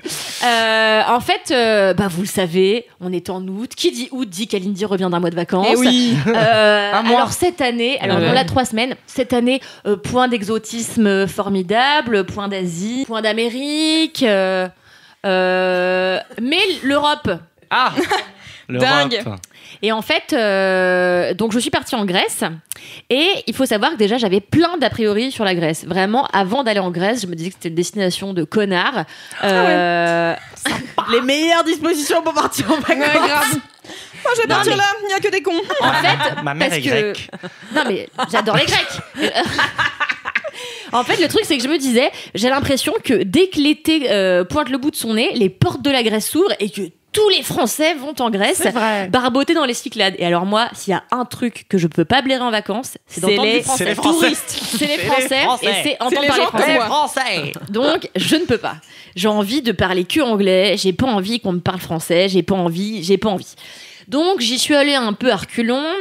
Finalement, je suis tombée amoureuse de la Grèce. J'ai trouvé ça très beau. Solo alors. Non, alors là j'étais avec 2 copines, Élise Piécoc, Alexandra Morin. Bisous. On était bisous les filles. Tu dis toujours les noms de famille de tes copines. Oui, toujours. Quasiment toujours. Ok, I noticed it. Et donc franchement c'était trop cool, ça s'est trop bien passé. J'ai passé 1 semaine avec Élise Piécoc, 10 jours en tout avec Élise Piécoc. J'adore. Et Alexandra Morin. Et après elles se sont cassées, et j'avoue, et je leur ai même dit, j'ai dit à Alexandra avant-hier. Hein. Alexandra, je lui ai dit avant-hier, Alexandra je lui ai dit Alexandra Morin. J'avais peur que ce soit l'autre Alexandra. Smart. Et du coup, je lui dis, tu sais, j'ai passé des super vacances avec toi, mais quand même, j'étais contente que vous partiez. Et non, mais c'est vrai. Et je lui dis, c'est pas contre vous. J'étais contente que vous partiez. Non, mais en fait, je lui dis, on a passé vraiment des vacances extraordinaires, on s'est super bien entendu, mais en fait, évidemment que quand t'es avec des êtres humains H24, il y a des trucs que tu supportes plus. Alexandra Morin, par exemple, elle soupire du moment où elle se lève au moment où elle se couche. Mais c'est pas, elle soupire une fois de temps en temps, c'est... Mais genre, elle soupire de... Et dès qu'elle se lève, elle fait ça 100 fois à un moment donné. Et en fait, comme je l'adore, je t'adore Alex, C'est pas juste qu'elle respire fort. Non, elle soupire. C'est vraiment, elle soupire, si je te le dis. Et C'est tant de violence. Ça, c'était pour le regard Ça, de c'est la colère qu'elle a encore sur les soupirs d'Alex. ouais, c'est ça. Et c'est parce qu'il n'y a pas Cédric aussi. Ah oui, c'est vrai. Et son t-shirt avec un tigre. Je le Covid un peu. Et ouais, elle soupire beaucoup. Et donc, Alex, je t'adore. Mais c'est vrai que c'est agaçant. Oui. Du matin au soir, c'est agaçant. Donc voilà, les filles sont parties, et là, au début, je me suis dit, écoute Kalindi, t'as déjà été seule dans ta vie chez toi, mais j'avais jamais fait la démarche de rester à un endroit solo. Et donc quand les filles sont parties, je me suis loué une bicoque derrière, donc on était sur une île qui s'appelle Syros, une île magnifique, où j'ai projeté d'acheter une maison absolument incroyable. On a rencontré un homme qui s'appelle Costas, diminutif de Constantinos, je vous en parlerai la prochaine fois. Et Costas... 20 épisodes de Laisse-moi kiffer sur les vacances de Kalindi. Comme d'habitude, non? Sur Costas. Sur Costas. Et en fait, Costas m'a trouvé une bicoque derrière derrière son sa très très belle maison. Juste à côté Il de m'a chez lui, trouvé, comme par hasard. exact. Bah ouais, Costas. Bah ouais, mais comment attends. tu sais que Costas, il voulait me bouillave? Et... Les Costas, ils sont souvent comme ça. Ah, mais attends, dingue que tu me dises ça. C'est vrai que ta mère est grecque ou pas? Non. Ok. Parce que Costas, donc diminutif de Constantinos, j'en ai matché 7 sur Bumble. Ah ouais? Voilà. Et C'était l'anecdote Mais t'en as Bumble. pécho combien? alors j'en ai pêché aucun, j'en ai vu aucun. Ah. C'est juste que j'ai mis Bumble en Grèce, et en fait c'est te dire combien il y a de Costas et combien les Costas sont coquins. Ils sont costauds, les Coquin Costas. Stas. Costaud, Et- Costas, coquin, Stas. Costas, je sais pas comment m'en sortir là. Aidez-moi. Et donc, bref, Costas me trouve une bicoque derrière sa baraque. Je me dis, formidable, c'est un logement de fortune, mais... Avec 3 lits, 2 douches... 700 mètres carrés, un hectare... Mais toujours est-il que j'avais une terrasse qui surplombait la baie de Vari. De Vari, juste à côté. Et en fait, à côté de ma terrasse, évoluait comme ça librement un énorme figuier. Et donc, je n'avais qu'à tendre la main pour cueillir des figues. Je m'attendais à un oiseau. Évoluer. Il est infernal. Et je tendais la main pour récupérer mes figues. Je tendais la main pour... Chrishell, elle a pensé quoi? Hein? Chrishell, elle a pensé quoi? Du figuier et de la vue et de la terrasse? C'est moi, Chrishell? Oui, c'est toi, Chrishell. J'ai compris. Oula. Parce qu'en fait, Chrishell, dans ma tête, c'est mon chien imaginaire avec Jennifer et Tartuffe. Mais voilà. Donc Chrishell, ce serait même pas intéressé à ce bien parce que c'est vraiment pas cher, quoi. Okay. C'est pas Chrishell. Okay. It's not Chrishell enough. Et donc voilà. Et en fait, je me suis dit, c'est génial parce que sur cette terrasse, je me sens avoir de l'inspiration. Et je me suis dit, c'est génial parce que comme je suis seule, je vais pouvoir mettre à profit tout le temps que j'ai pour faire des choses que je ne fais pas assez dans mon quotidien, comme écrire, lire des livres, voilà. Le reste, je le fais. Le super perso géant. Et voilà. Et en fait, je sais pas, pendant quelques jours, il m'est arrivé un truc quasi mystique où j'avais l'impression d'être une Madame Bovary ou je sais pas. Et genre, j'ai vécu Madame Bovary, c'est moi. En toute simplicité. Je vivais en slip de bain. Et en fait, je me suis rendu compte que la fenêtre de la salle de sport de Costas donnait sur ma terrasse, sauf que je me baladais, les roploplos à l'air. Donc j'ai très vite dû, un jour où j'étais en train de faire sécher mon maillot de bain, je vois Costas en train de faire des tractions et je me dis tractions c'était des tractions. Ah, tu dégoûtes, putain. I'm asking. Just asking. Ah, dégueu. Et voilà, mais sinon, en fait, tu vois, la première journée, j'ai regardé la mer. Alors, je me faisais chier, mais je me faisais chier. Mais bien. Comme dans Call Me By Your Name, tu te fais chier un peu. Exactement. En fait, tu te fais chier contemplatif, tu vois, contemplativement. Donc, j'étais assise et je m'aimais. Je m'aimais dans cet état de contemplation. Enfin, c'était incroyable. J'avais un peu l'impression d'être dans un film ou dans un roman. Tu vois, je me voyais vivre. T'étais parce que j'avais tellement de temps pour rien faire. Je me faisais tellement chier que je me voyais vivre, tu vois. Et donc, c'était génial. J'ai écrit pendant 4 heures un après-midi. Après, j'ai fait un truc extraordinaire. J'ai été prendre le bus. Là, j'écoutais de la musique. J'écoutais la musique de Sufjan Stevens, de Call Me By Your Name, en regardant défiler la mer et les collines ravagées par la sécheresse, comme ça. Et donc, j'allais... Bien sûr. Tu me fais rêver, tu me fais voyager. Merci. Et donc, j'arrivais comme ça au bar de plage. Et là, je lève le coude. Et je m'étais monté mes gros plombs à tout le monde. Et non, là, je commandais une bouteille de vin. Donc, moi, j'avais mis une robe en satin. J'avais mis une robe en satin violette, un peu en mode cosplay de Mégara. Mais t'as pas fait genre deux photos avec la même robe, mais ça va. Mais la meuf, t'es qui, toi? T'es une espionne pour KGB du style? Incroyable, la meuf. Je suis juste attentive à ton Instagram car tu le sais, Kalindi, tu es mon modèle sur Terre. Donc ouais, c'est bon. Attrape-toi. Elle se rattrape bien, la petite. J'arrive avec ma robe violette, pareil, je me regardais vivre et je m'installe, hop, je dis je voudrais juste en face de la mer, comme si les autres ne m'intéressaient pas, alors que j'avais quand même repéré des maxi beaux gosses. En plus, c'était mon mauvais profil. Une plus d'épaule dénudée, genre. C'est exactement ce que j'ai fait. J'étais là. C'était toi? It was me, Costas. Et en fait, c'était le comte Olaf depuis le début. Et Fantomas. Et donc j'avais mon ordinateur, la vue sur la mer, le soleil couchant, une bouteille de pinard, une dorade grillée avec une petite crème d'artichaut. Je me buvais un verre de vin, je fumais une cigarette, j'écrivais une ligne, je mangeais un bout de dorade, je recommençais. J'ai été vite enivrée. J'ai dit d'être bourré, ouais, c'est clair. Et là, je vais dire que les Costas sont passés. Je vais dire surtout que j'ai écrit de la merde. Mais alors, en me disant que j'étais un génie, bien sûr, j'étais là. Oh, je suis un génie. Chaque phrase, je fumais, j'étais là. Oh, génie, génie. Fais la suite des tuches. Je peux te dire que ça va être une bombe. Putain, de ouf. Franchement, tu me vexes de ouf parce que crois que je suis en train de dire un beau truc et tout. Et après, je me suis levée dans un geste sous et j'ai été rejoindre des gens que j'avais rencontrés, un mec que j'avais rencontré 5 minutes avant, la semaine d'avant. Et donc, on a été boire des coups, ça a été super. Et après, j'ai fait ma vie toute seule.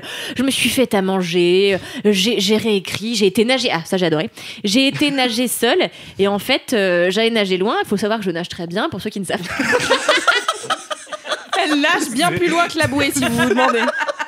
Parce que Louise m'a dit ça avant ça, elle me dit ouais, t'as été la bouée quoi. Je me dis bah non, trop pas en fait, j'ai été vachement plus loin que la bouée, ok. Et, pour tout vous dire, j'ai nagé avec Kostas, qui est un ancien des forces spéciales grecques. Et on a nagé 1,5 km de la plage où on était à la plage d'en face, à la plage de l'Est. Voilà, donc 1,5 km quand même. Je vous mettrai dans les notes du podcast la photo de moi avec un bonnet de bain, avec Kostas avec un bonnet de bain. Magnifique. Pourquoi elle est vraiment dans la mer? Mais parce qu'en fait, tu sais, pour l'aérodynamisme, enfin pour l'aquadynamisme du coup. Oui. Sorry, je savais pas comment c'était une compète quoi. Ah oui, oui. Moi c'est toujours une compète, le sport. Moi tout est une compète de manière générale. La vie est une compète. Ouais, pas mal. Et donc voilà, donc là, sans Kostas, j'ai nagé seule très loin. Car il était mort. Et qu'il était trop lourd pour que je le porte. Au départ, je voulais un peu faire en mode Zaya et aller genre telle dans Une fille facile. Putain, il est infernal. Aller dans l'eau et un peu, tu vois, être belle dans l'eau pour alpaguer des mecs sur des yachts. Mais en fait, des mecs sur des yachts, évidemment. J'ai raté parce que le bonnet de bain, tout ça. Et moi, j'ai une tête d'oiseau, donc c'est absolument pas possible avec un bonnet de bain. Mais tu vois, j'allais au presque large, et en fait, j'allais au presque large, et je me retournais en une planche parfaite. Oui. J'en peux plus.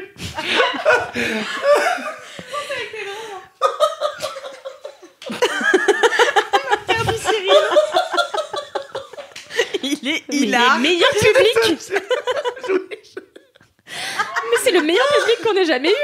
Il est meilleur que moi, je suis hyper et Louise aussi. La fois où vous avez rigolé pendant 2 heures, je sais même plus pourquoi là. Ça mate, ça mine, je sais plus. La planche parfaite. Donc je me retourne dans cette planche parfaite et en fait je me disais mais à quel moment dans la vie en fait je me disais il n'y a pas de mal que la mer ne peut résoudre. Tu vois. Alors je connais 2-3 personnes. À part le cancer tout ça mais je veux dire genre en fait parce que j'avais la gueule de bois et je me disais vraiment c'est un mal qui est facilement solutionnable par une brasse coulée légère tu vois. Et une brasse coulée légère. Une brasse coulée pour sauver le monde. Ce sera mon slogan pour la mairie de Paris. qui sauva le monde. Et franchement, la tête dans l'eau comme ça, j'avais l'impression de mieux comprendre l'univers. Et j'ai mieux compris Camille qui a eu des épiphanies comme ça où elle pensait avoir rencontré Jésus pendant 3 jours dans le bus. Ah oui, c'est vrai cette histoire. Un tram. Bon, et voilà. Et franchement, j'ai eu l'impression dans l'eau comme ça de mieux comprendre.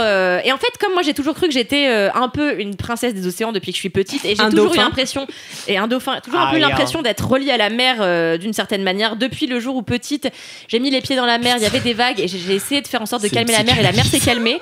Et dans ma tête d'enfant, je me suis dit en fait, je suis en contact avec la mer. Vaiana, et en plus, quoi. dans Witch, les sorcières, là, j'étais Irma qui maîtrise l'eau. Witch. Ça, c'est un test qui me l'a appris. C'est une référence que tu. T'es trop vieux là pour le coup. Toi, t'es plus Cédric, donc Witch, ça va. Ah, Witch, je suis même pas sûre qu'elle est avec. Elles ont des ailes. Ouais, c'est ça. Oui, parce que je regarde aussi les trucs de jeunes filles. De jeunes filles. En fleurs. De jeunes filles en fleurs, ouais. Oui, je vois. Il y a Bloom, non, il y a pas une qui s'appelle Bloom. C'est pas la rousse. C'est pas les Wings. Non, c'est Will. C'est Will. Ah ouais, ouais. La rousse, c'est Will. C'est celle qui a le cœur. Ok, sorry. Mais non, voilà. Et donc, j'ai eu l'impression de mieux comprendre l'univers. Bref, du coup, attends, mais j'ai eu des révélations pendant que j'étais seule. Je me suis dit, Kalindi, mais je crois que tu veux un enfant. Alors après, j'ai crié à ma mère, maman, je veux un enfant. Et elle me répond, tu dis ça attention. À ta mère parce qu'elle peut rien faire. Ah non, mais parce que je dis tout à ma... Oui, c'est vrai que c'est pas ma mère. Elle peut pas t'aider. Mais non, mais je me dis, alors ma mère, je lui avais toujours dit, je veux pas d'enfant. Alors là, je lui dis, maman, je crois que je veux un enfant et je crois que j'en veux un vite. Et elle me répond, oh, demain, tu voudras une tortue. Voilà, j'ai trouvé que c'était. Je trouve que c'était assez formidable. Et voilà, donc ça a été riche en révélations sur moi-même. Là, je vous raconte en faisant un peu la folle dingue. Mais en vrai, ça a été un moment de paix avec moi-même extraordinaire, où je me suis bien nourrie, où j'ai bien réfléchi et où je me suis dit que putain, eh ben, j'allais le refaire, et plutôt 2 fois qu'une, et plutôt 3 semaines que 5 jours. Voilà. C'est mon constat. Partez seul, n'ayez pas peur. Oui, bien sûr. Partez seul, personne vous fait chier, vous faites des potes, vous baisez, y a pas à dire je vais baiser. Bon, je vais pas baiser, mais j'aurais pu baiser. Ouais, voilà. Ça, c'est Mais t'as important. même pas eu. Ah non, mais j'avais même pas T'étais envie, parce bien qu'en fait, avec j'étais toi-même. tellement bien avec Voilà. WAM Ça, c'est que j'avais c'est même une pas envie, belle tu vois. leçon. Un archi relationnel. Et ouais, j'avais même pas envie de Ken. Voilà, donc partez vite et partez seul. Mais Ouais. moi, honnêtement, j'ai jamais fait de vacances seul. C'est parce vrai que, ouais, Moi, c'était et- ma première fois aussi cet Ah, t'as été. fait ça aussi ouais. Chouette. Mais bon, moi, j'étais moins seule que toi. J'avais quand même des potes qui étaient dans ma ville, mais j'étais toute seule en mode toute seule dans mon appart. Et parfois, je faisais des journées toute seule où je me barrais à Aix-en-Provence toute seule. J'allais manger un poulpe face à la mer toute seule ou à Vallon des Offres. Mais non, j'avais quand même mes potes, tu vois, sur qui je me. Ah, je tu pouvais pouvais me- te reposer je quand pouvais même. me reposer, je les Pour une rejoignais le soirée. soir, voilà. Mais je suis pas partie toute seule, tu vois. Bon, après, toi, t'avais Costas quand même. Moi, j'avais Costas, puis après, je me suis fait les copains qui m'ont emmené Ouais, à les la copains. plage, tu vois. Donc, j'ai passé beaucoup de temps avec d'autres gens, mais c'était des gens que j'ai rencontrés en étant c'est seule, ça. tu vois. C'est pas mes potes, c'est pas des gens que je connais déjà, quoi. Ouais, ouais. Ah, ouais. Et du coup, tu rencontres des gens trop stylés que tu rencontrerais pas avec tes potes, parce que bah, parfois tes potes ils sont gênants, parfois tes potes ils parlent pas anglais, Ouais. parfois tes potes. Ou t'as envie de rester avec tes potes aussi. ou peut-être, t'as envie de rester ou pas, enfin tu vois. Visiblement. Et donc toi, c'est un truc que t'aimerais Mais, faire ou En fait, je crois que j'ai cette petite phobie. Moi, je suis hyper sociable et j'adore les gens. Et en fait, je suis un peu timide. Ça se voit pas trop là. Non, pas trop, ouais. Mais il faut que je me sente un peu à l'aise. Ouais. Mais c'est juste sauter le pape qui me. sauter le pape? C'est littéralement ce que t'as dit, hein. Le pas. T'as dit le pape. Le pape. Je sais pas si je peux le faire. Et du coup, c'est peut-être cette petite hantise qui me fait peur. Mais en fait, Mais j'avais la tu même, me hein. donnes envie, ouais. J'avais la même, mais cette année, honnêtement, c'était de la survie, de passer du temps toute seule et de passer du temps au calme. Et franchement, ça a été 1000 fois plus bénéfique que tous les discours que m'ont tenus mes amis ces derniers temps, parce que bah, la vérité sur moi, je l'ai trouvée en moi-même. Voilà, donc c'est voilà. Rousseau. Audio-livre. Voilà, Pour c'est nous tout. deux, tu devrais écrire des audiolivres et les lire. Ah ouais. D'accord. Oui. Non, mais c'est vrai. Toi qui lis un livre, je. Ah ouais, j'achète, moi hein. j'achète. Ah ouais, moi j'achète aussi. Eh bien, écoutez, le podcast que j'aimerais faire bientôt, c'est moi qui raconte des histoires Eh que ben voilà. j'écris moi-même. Donc, c'est la... Quel teasing. Oh là là, teasing. Oh my god. Eh bien, merci Kalindi pour ce You're kiff welcome. aussi poétique que sublime, Qu'hilarant. qu'hilarant, que. Il a rend pas mal l'huile. Bon, Stop avec ton flambeau est éteint. C'est à Cyril. Allez, alors moi, mon gros kiff, c'est les sensations fortes. Ouais. Ah, en fait, là, depuis un mois, j'ai fait pas mal de petits trucs à sensations. Et en fait, je me suis dit, mais en fait, c'est ça la vie. Parce que des fois, tu te dis, oh, ma vie, elle est un peu morose, elle est un petit peu. Mais tu te redonnes un petit coup de boost de sensations fortes. Et là, tu es euphorique, tu es trop content. Du coup, j'ai sauté en parachute. Oh, Oh, For allez. the first time in my life. Non, J'ai mais c'est ouf. adoré. Et J'en j'ai rêve, moi surkiffé. Vous avez pas fait encore? Non. Pas Mais encore. moi, je l'ai fait tard, tu vois, mais Ouais. je te jure, j'ai surkiffé le truc. Tu vois, j'ai en plus hyper confiant. Je me dis, ah, ça va, attends, je suis un aventurier, hein, j'ai tout fait. Je fais peux y aller, Koh-Lanta. je fais Koh-Lanta. On arrive, j'étais avec ma copine Maud, la gagnante de Koh-Lanta. On fréquente des people. hein. On était tous les deux et je la vois, on était en tandem quand même. Peut-être pas déconner pour la première. Et je la vois qui est happée par l'avion, tu vois. Et bah, elle part, tu vois, d'un Ouais, coup. Elle hors de disparaît, l'avion, quoi. Elle disparaît avec J'avais son pas tandem. compris. Non, elle est pas. Elle va bien. Elle est pas tout happée va dans bien. l'avion, c'est plutôt l'air qui l'a. L'air, Ah, elle dehors. happe, quoi. Hors de l'avion. J'ai vu qu'elle a essayé de sauter, elle a été réelle. J'étais là, ok. Non, Maud. Comme ça, j'ai gagné les 100 000. Ouais. Et du coup, je la vois et là, je me dis bon, en fait, c'était bien, c'était drôle, mais on va s'arrêter là. C'était merci les gars, ciao, on redescend Ah ouais. s'il vous plaît. Ouais. Et le mec te donne pas trop le choix et moi, tu vois, t'es au bord du vide. T'as Et tu te dis, dit, mais qu'est-ce Quelle que horreur, je fais moi là je pourrais jamais. Qu'est-ce que je suis en train de m'infliger? En fait, finalement, ma vie va bien, j'ai pas besoin de ça. ça. C'est vraiment c'est au bord du truc. Bon, en fait, ça va. Ça y est, j'ai eu des sensations fortes, c'est bon. Ça m'a suffi. La sensation forte était assez forte. Et là, on se lâche. Et là, tu te dis, mais en fait, je viens de m'auto-tuer, quoi. Enfin, ouais, c'est ça. C'est contre-instinctif de fou. Ouais, c'est tellement ça. Bah, déjà, être à 4000 mètres, c'est pas très instinctif, tu vois. T'as 4000 mètres 3008 ou un truc comme ça. Ah ouais, putain, quand même. Et ouais, mais c'est tout petit en bas. Hein. Et on est dans le nuage, là, et là, ils me filment, alors ils me font des gros signes, genre ouais, couloulou, kill couloulou et tout. Moi, je suis là, non, va-t'en, laisse-moi. Et en même temps, je suis euphorique, mais euphorique. J'ai un fou rire qui commence, comme tout à l'heure, et je n'arrive pas à m'arrêter. Et là, je vois le sol se rapprocher, et j'ai, je sais pas, une euphorie qui me prend. Et là, il ouvre le parachute qui te prend, et là, c'est beaucoup plus soft et smooth, tu vois. Après, tu te fais tourner un petit peu. Mais j'arrivais même pas à tourner moi-même le parachute parce que j'étais encore dans l'excitation. J'arrêtais pas, je disais, mec, c'est génial ce que t'as fait, c'est génial. Je veux que ce soit ma vie, ça devrait être remboursé par la Sécu. Les enfants devraient avoir ça à l'école, en maternelle. Oui, en maternelle, je m'en fous. Jusqu'à l'atterrissage, je pense, le mec n'en pouvait plus. Et en fait, ça m'a tenu la journée où j'avais un smile mais constant. Alors c'est l'adrénaline, c'est le dépassement de soi, et c'est se sentir vivant, quoi. Franchement, j'ai eu une grosse claque. Je me suis dit, putain, mais là, je peux tout faire, je peux tout réaliser. C'est mon mantra, tu vois. Je peux tout faire, je peux tout réaliser. Et là, des fois, tu te dis, bah, je suis un peu plus down et tout. Et faire des petits trucs comme ça, c'est voilà, ça te rebooste dans la vie. Est-ce que tu as des exemples de plus petits trucs? Parce que moi, je pourrais pas sauter en parachute. Attends, je peux juste poser une question sur le parachute. C'est combien de. Vous êtes resté en chute libre pendant combien de temps? C'est 45 secondes de chute libre. Quand même, c'est super long. C'est quand même, t'as le temps de voir la chute libre. Hein. T'as le temps de te dire, ah ouais, je suis en chute libre quand même. La tête d'Alix, c'est merveilleux. Mais honnêtement, Alix, elle a pas l'air confiance. Le truc le plus dur, c'est de se jeter. Une fois que t'es en train de tomber, bon bah tu tombes. Hein, donc, bah oui. Est-ce que t'as crié, genre tu fais? Je crois que j'ai avalé mon âme en fait. J'ai pas. Je pense que si tu ouvres la bouche, t'as tous les moustiques de France, de l'univers. Je crois que j'étais genre la bouche ouverte en mode. Et t'as tes joues qui font. Alors, on avait des masques parce que c'est Covid.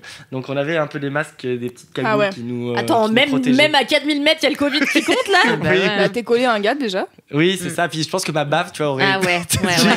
Que je riais, je baffe sur lui. Désolé, Marc. Costas, il s'appelait Costas.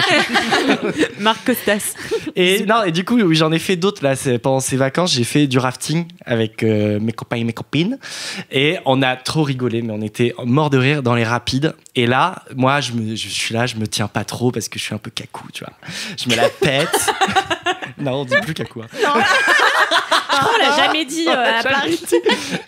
Et du coup, je me tiens à peine dans les rapides. Et là, gros choc, je tombe dans les rapides avec le rafting. Et là, je me dis, c'est drôle quand même, c'est pas grave. Jusqu'à ce que je me prenne une pierre, deux pierres, que le rafting commence à me passer par-dessus. Et là, que je commence à paniquer. Et je vois mes potes qui sont en mode, ah, mais là, ils rigolent plus. Et j'ai rigolé plus du tout. Putain. Et donc, ça va, le rapide est passé. Je me suis fait un petit bleu à la cheville. Et quand je suis remonté, en fait, j'étais en mode, mais c'est trop bien, on y retourne! Le mec n'apprend pas, quoi. Non, mais c'était pas grave, tu vois, c'était l'expérience. C'est pas, oui, je me suis fait une petite frayeur, mais c'est bien aussi de se faire des petites frayeurs. C'est pas grave d'avoir peur. Faut arrêter de surtout faire sa vie sans peur, tu vois. Ouais. Une vie sans peur, c'est une vie plate, tu vois. Donc il faut se challenger un peu. Une vie où t'as peur, c'est une vie où tu comprends l'enjeu de ton existence, quoi. Et c'est intéressant de vivre. Voilà. Exactement. Et c'est là tu remets un petit peu tout à plat. Et tu te dis, finalement, ma vie est pas si mal. Il y a plein de trucs qui vont bien et je m'amuse et je m'éclate. Et voilà. J'ai fait aussi du surf, tu vois, la glisse et tout. Ouais. Mais c'est petite sensation forte aussi quand tu montes sur la planche pour la première fois et là tu te sens tomber dans la vague et emporter. Tu sais que moi cet été, alors moi j'ai une grande peur dont j'ai déjà parlé dans l'MK qui est l'eau. Et donc je peux pas me baigner. Enfin, je me souviens quand tu parlais de la plongée l'année dernière, moi je peux pas me baigner et tout. Et en fait cet été j'ai vaincu cette peur où je me suis baignée à de multiples reprises. Et notamment avec mon cousin, on était en Vendée et il me fait vas-y on loue un body et tout. J'étais là, jamais de ma vie je vais dans l'eau, donc jamais je vais louer un body, tu vois. Alors attends, Et explique en fait, ce que c'est un body, parce que un bodyboard, c'est un petit, enfin c'est un surf en mousse. Court, ouais. c'est un truc d'enfant, sur, quoi. ouais, tu te mets pas debout dessus. Non, mais tu te c'est, mets à torse. plat ventre. Et en fait, et du coup, je suis allée dans l'eau et tout. J'étais là, en fait, je suis dans l'eau. Bon, bah vas-y, on prend un body, tu vois. Et on a fait ça. Et la première vague que j'ai réussi à prendre, parce que vraiment, il y en a eu quelques-unes. quelques-unes où j'ai vraiment pas réussi. La première vague, j'étais là. Ouais, c'est trop bien, tu vois. Mais c'est toute petite adrénaline. Ouais, parce mais t'es que, fier de toi. Mais quand c'est même. déjà ça, T'es content, tu vois, genre. bien sûr. Mais en vrai, la vitesse d'une vague, c'est déjà de l'adrénaline, tu vois, Ouais. quand tu la prends et que tu sors puis quand dessus, t'es à peu plat importe ventre, la... Quand t'es à plat ventre, t'as l'impression d'aller plus vite Bah que oui, quand oui, t'es c'est debout. Eh Du ouais. coup, j'étais là. Non, mais c'est se mettre un petit peu en danger, tu vois, pour se confronter aussi à ses peurs et puis se dire, bah en fait, mais je peux les surpasser et j'y arrive. Et De ouf. et puis voilà, j'ai pas besoin de quelqu'un qui me tienne la main, je peux le faire tout seul, je suis grand et voilà. Trop bien. Bah Trop bien. franchement, trop cool. Hein. Moi, c'est mon rêve de faire du parachute, mais ça coûte si cher. Et en fait, tu sais quoi, je me dis, là, c'est mon anniversaire dans 1 mois et demi. Et je me dis, en fait, j'ai envie de demander à tous mes amis de mettre 10 balles. Mais Vraiment, exactement. juste, me faites pas Ouais. de cadeau, donnez-moi 10 balles. Et en fait, à 30 personnes, c'est bon, j'ai mon saut en parachute, tu vois. Plus la vidéo, franchement, c'est trop mon rêve de faire ça depuis ultra longtemps. Je fais du parapente depuis que je suis Ah ouais, petite. c'est canon, Mais je fais ça pas aussi. toute seule, je continue à le faire en binôme parce que j'ai vraiment trop peur de chier un truc. Et déjà que j'ai mon père a eu plein de potes qui font du parapente toute l'année dans les Pyrénées. Et il y en a un qui a eu un accident méga vénère l'année dernière où il s'est fracturé la colonne vertébrale. Parce qu'en fait, il a pris un courant chaud assez mal. Et en fait, le parapente s'est refermé. En fait, il est tombé sur un tronc d'arbre, sur la cime d'un arbre où il s'est éclaté. Et en fait, il est tombé comme ça. 3 mois après, le mec il était pété de partout. 3 mois après, il recommençait à sauter Ah ouais. avec des trucs enfin le mec C'est des zinzins, obsédé du saut, tu vois. Je crois Enfin, on que quand appelle t'as pas un ça sport saut, mais- comme ça en Ah bah oui. tête, Mais en fait, tu deviens toi, accro arrives à cette Ouais. adrénaline-là, je pense, tu vois.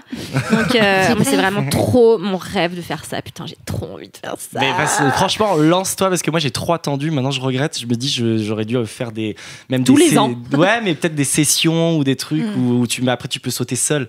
Bah, tu dois faire des stages pour ça. Oui, il et y a là, un t'as stage des... à faire, mais j'avais trop envie. Du coup, ça m'a donné le tandem, ça m'a donné envie de me dire, bah je vais tenter ça pour aller un peu plus loin, quoi. De ouf. Mais n'attendez pas. Bah, mec, t'es pas mort après-demain, tu vois. T'as encore 30 années faciles devant toi pour faire du parachute. Oui, tu vois. parce que non, mais ce que je dis, j'aurais pu le faire à 20 ans, tu vois, Oui. et je serais déjà un professionnel du parachutisme. Ouais. C'est vrai qu'on oublie que c'est un métier. Hein. Ouais. Bah oui, C'est vrai. It's true. complètement. Le mec, il Pour avait faire 20 000 sauter sauts, les quoi. gens qui hurlent. Ouais, j'avoue. Ça doit être trop drôle de passer tes Mais journées avec des gens qui te gueulent dans les oreilles. Excuse-moi, tu peux te taire.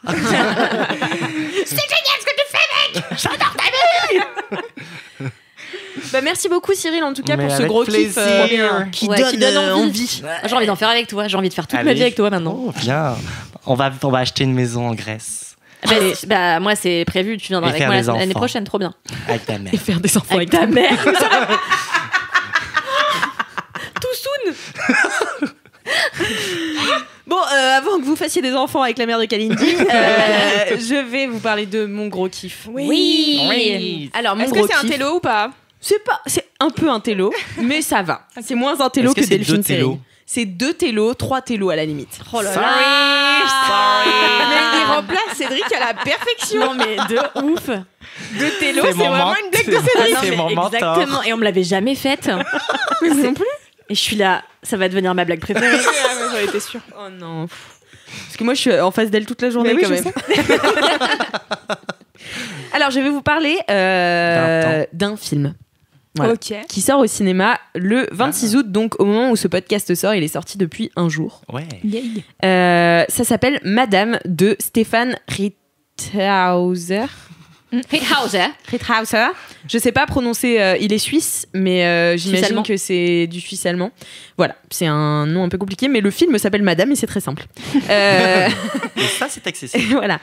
Donc en fait, c'est un superbe film qui est une sorte de lettre à sa grand-mère qui est décédée depuis 15 ans. Et donc c'est tout ce qu'il lui a pas dit quand elle était vivante. Ah, c'est trop mignon. Ah non, mais c'est incroyable. J'ai Alors tellement attends, du coup, rigolé. c'est un film docu ou c'est un film Ouais, c'est un film docu. Ok. Donc c'est un peu une saga familiale où il explique et il refait son enfance et son adolescence et comment il en est arrivé aujourd'hui à faire ce film, tu vois.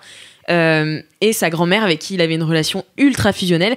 Et donc c'est que des images d'archives, donc des films de lui quand il était petit ou de sa grand-mère. Et puis en fait il filmait beaucoup sa grand-mère et elle dit tout le temps arrête de me filmer. Et puis elle est si drôle. Ah non mais il a enregistré ses messages donc qu'elle lui laissait sur le répondeur ou des trucs comme ça. Et donc en fait c'est ultra ça réfléchit beaucoup sur la société parce qu'en fait donc Stéphane qui est donc le protagoniste principal du film avec la grand-mère, c'est aussi le réalisateur, était un mec qui a été élevé dans un cadre un peu viril, voilà, faut être un mec, faut pas pleurer, faut pas que tu sois une pignouse, tu vois, genre faut pas que, enfin voilà. Donc une pignouse. C'est pas ce mot. Moi non plus, mais en fait c'est marrant parce que j'ai dit ce mot pendant le match du PSG là l'autre jour que les footeuses c'est des pignouses et personne n'a compris et je pense que c'est un truc qui vient de chez moi. C'est comme Kakou. Ouais. Okay. Non mais c'est un truc mais tu connais pas le mot pigné, genre pigné? Ah si mais je connais pigné colada mais pigné c'est genre faire oui parce que moi je connaissais je te pigne. Mais c'est non ça je te pine ça. Ah je te pine moi je dis plutôt oui je suis dyslexique. Non mais me pigner c'est genre pignouse, ça fait sens. C'est une pignouse quoi, c'est quelqu'un qui pigne quoi. Mais je sais pas comment l'expliquer autrement mais c'est du ouin ouin quoi. D'accord. Okay. Donc il faut pas être une pignouse, faut pas être voilà, c'est une éducation assez macho et lui en fait est devenu vachement comme ça, a aussi traité les femmes de manière assez vulgaire, à peut les respecter finalement, utiliser les mots pute, enfin voilà, les insultes, etc. Et à côté avec ses amis, il se déguisait en femme et donc il faisait des spectacles, voilà. Et en fait, c'est aussi l'histoire de comment il a découvert, parce qu'il a un peu toujours su, mais comment il a assumé le fait d'être homosexuel et de s'engager dans le militantisme LGBT aussi. Donc voilà, c'est un mec, je sais pas quel âge il a, il doit avoir une 50aine d'années aujourd'hui, donc ça remonte un petit peu. Et donc voilà, il a fait des discours en Suisse contre l'homophobie. Enfin voilà, c'est devenu d'un mec super macho, très... tu vois les petits cons quoi, à un gars qui fait des meetings et tout. Et donc il parle à sa grand-mère et aussi donc il réfléchit là-dessus et réfléchit aussi sur ce que c'est qu'être une femme dans cette société, tu vois. Et sa grand-mère qui dit bah voilà, moi ma mère voulait pas que je fasse des études donc il fallait faire le ménage, donc j'ai fait le ménage et en fait c'est vraiment une lettre d'amour à sa grand-mère, mais c'est magnifique. J'ai tellement ri, j'ai tellement pleuré. Mais franchement les gars, je vous dis, mais j'ai chialé et c'était horrible parce que c'était une projection bien avant le Covid. Parce que normalement il devait sortir le 18 mars, donc le jour du confinement pratiquement. Et du coup, en fait j'étais qu'avec des plutôt vieux journalistes qui avaient l'air d'être complètement... de passer à côté quoi. Ouais, pas de passer à côté, mais de pas ressentir cette émotion que moi j'ai ressentie, qui passe à travers les images d'archives et puis cette drôlerie, tu sais, quand les gens sont drôles. Et puis il parle aussi du fait que l'homosexualité c'est pas un truc qu'il a abordé avec sa grand-mère. Bah voilà, parce que il se disait je préfère privilégier ma relation avec ma grand-mère que lui dire de la risquer si elle est pas voilà c'est ça en accord, et donc il dit voilà, je me suis tue sur pas mal de choses jusqu'à ce que tu meurs en fait, parce que il y avait plein de choses que je pouvais pas te dire ou que j'avais peur de te dire et donc je te l'ai dit aujourd'hui. Et notamment son homosexualité, alors qu'en fait elle était très au courant puisque il lui a présenté ses mecs et au début elle était là ok, et après elle arrêtait pas de lui dire quand est-ce qu'il revient machin. Bon, il les présentait comme ses amis tu vois, mais en fait elle avait très bien compris et donc c'était une sorte de pas tabou, mais de trucs tacites entre eux, où elle le comprenait, elle disait rien, parce que, voilà, quoi, c'est une grand-mère suisse d'il y a longtemps, quoi. Donc, voilà, franchement, je vous encourage à aller le voir au cinéma. C'est un tout petit film, donc vraiment, il a besoin de force. Et il est trop, trop bien. Vous allez tellement chialer que ça va être génial. C'est tout ce que j'aime dans un film, genre les histoires de famille qui font chialer et qui font rire, écrits par des gens... qui évolue, c'est top. Ah ouais, non, puis, en plus il parle avec beaucoup de recul et d'honnêteté sur ce qu'il a fait, tu vois, parce qu'il pourrait dire ah ouais j'ai fait ça mais bon maintenant, et donc en fait il analyse vraiment son comportement. Et donc t'as des vidéos où tu le vois se déguiser, où il y a pas mal de photos aussi avec son père et donc il te dit à ce moment-là il me dit ça, et enfin c'est super intéressant. Mais, vraiment du coup lui c'est une drag queen ou juste c'est du déguisement c'était du déguisement entre potes, tu vois, ou et transformiste quoi. Ouais, non, mais même pas dans la vie, en fait. C'était juste quand il était jeune, tu vois. Quand il était jeune, il se déguisait avec ses potes et puis en fait, il s'est rendu compte. Ça a pas comme tous mes ex, oui. Voilà. Non, mais. Non, mais tu vois, ce truc de se déguiser en femme pour en fait, se moquer des femmes. Et donc, pour renforcer ton ego masculin, tu vois. Ah oui, alors que moi, quand je me déguise en femme, c'est pour être bonasse. Hein. Je te le dis direct. Hein. Et je peux te dire que c'est pas mal. J'en doute pas du tout. Pas mal. Mais non, lui, et puis c'est pas, je sais pas s'il a continué, je me souviens plus, ça fait longtemps que j'ai vu le film aussi, mais je vais sûrement aller le revoir parce que vraiment, il m'a trop marqué pour que je le laisse de côté. Mais ouais, en fait, et puis il a eu des histoires d'amour aussi avec ses amis, qui étaient réciproques ou non, enfin voilà. C'est vraiment un super cheminement, c'est trop bien. Ça donne trop envie parce qu'en plus moi j'ai vu le communiqué de presse dans ma boîte mail et c'est un film que j'aurais jamais été voir si tu m'en parlais pas aujourd'hui parce que c'est le genre de si petit film qu'en fait on en reçoit tellement tout le temps que tu peux pas tout traiter. Et là, du coup, je suis là. Il y a que ça que j'ai envie d'aller voir parce que le box-office en ce moment est pas au top. Donc, trop cool. Et qu'est-ce qui t'a poussé à aller le voir, toi? Eh ben, alors, moi, je suis allée voir en projection presse, quoi, parce qu'on reçoit beaucoup de projections presse et tout. Et on voulait voir si c'était un film potentiellement pour Mademoiselle, si on pouvait en parler et tout. Et effectivement, c'est le cas parce que vraiment, c'est trop beau. C'est trop bien. Rappelle la date de sortie, c'est le 26. Le 26 août, ça s'appelle Madame de Stéphane Rittel. Moi, j'en profite du coup pour faire une dédicace à ma grand-mère Betty. Ah, bisous Betty. On l'a enterrée hier. Oh non. C'est pour ça que ça m'a fait un petit peu bizarre quand tu as parlé. Mais il faut pas. C'est la vie qui continue et tout va bien et voilà, et ça me fait penser à elle et ça me fait plaisir de penser à elle de cette façon-là. Donc je t'embrasse ma grand-mère Betty. Voilà. Bisous Betty. Bisous Betty. Mais vous aviez une relation parfois. Tu parles de cette histoire le lendemain. C'est émouvant. Vous aviez une relation ultra forte aussi Non, c'est une relation un peu compliquée parce que c'est un peu compliqué. Ouais. Moi, ça l'est plus maintenant. Khalid dit toujours le mot. Mais tu peux en faire un film. Moi, je pourrais faire carrément un film de mauvais. Non, mais voilà, c'est le genre de film que j'aime bien aussi, donc voilà, je vous conseille. Et puis c'est la fin de cette émission. Oh my god. Déjà. Ça fait que 2 heures, remarque. Ça fait que 2h30. Non, en vrai, ça va. 1h44. Bravo. On est dans les clous. Ça va. C'est beau. C'était chouette, hein? Ouais, c'était super. J'avais encore tellement de choses à vous dire. C'est vrai, tu reviendras. Ah, mais avec plaisir. Merci beaucoup à Cyril et merci à Louise. Avec plaisir. D'être venue. Merci à Kalindi aussi, bien sûr. Merci. Elle a pas de choix, elle. Les filles. Eh bien, cher LM Crado, merci d'avoir été avec nous jusqu'ici. N'hésitez pas à mettre 5 étoiles sur Apple Podcast, nous laisser un petit commentaire, nous envoyer vos jingles, vos dédicaces, vos anecdotes de star, vos vies de bolos, tout ça. Vous connaissez quoi? Toute la merde qu'on vous demande de faire.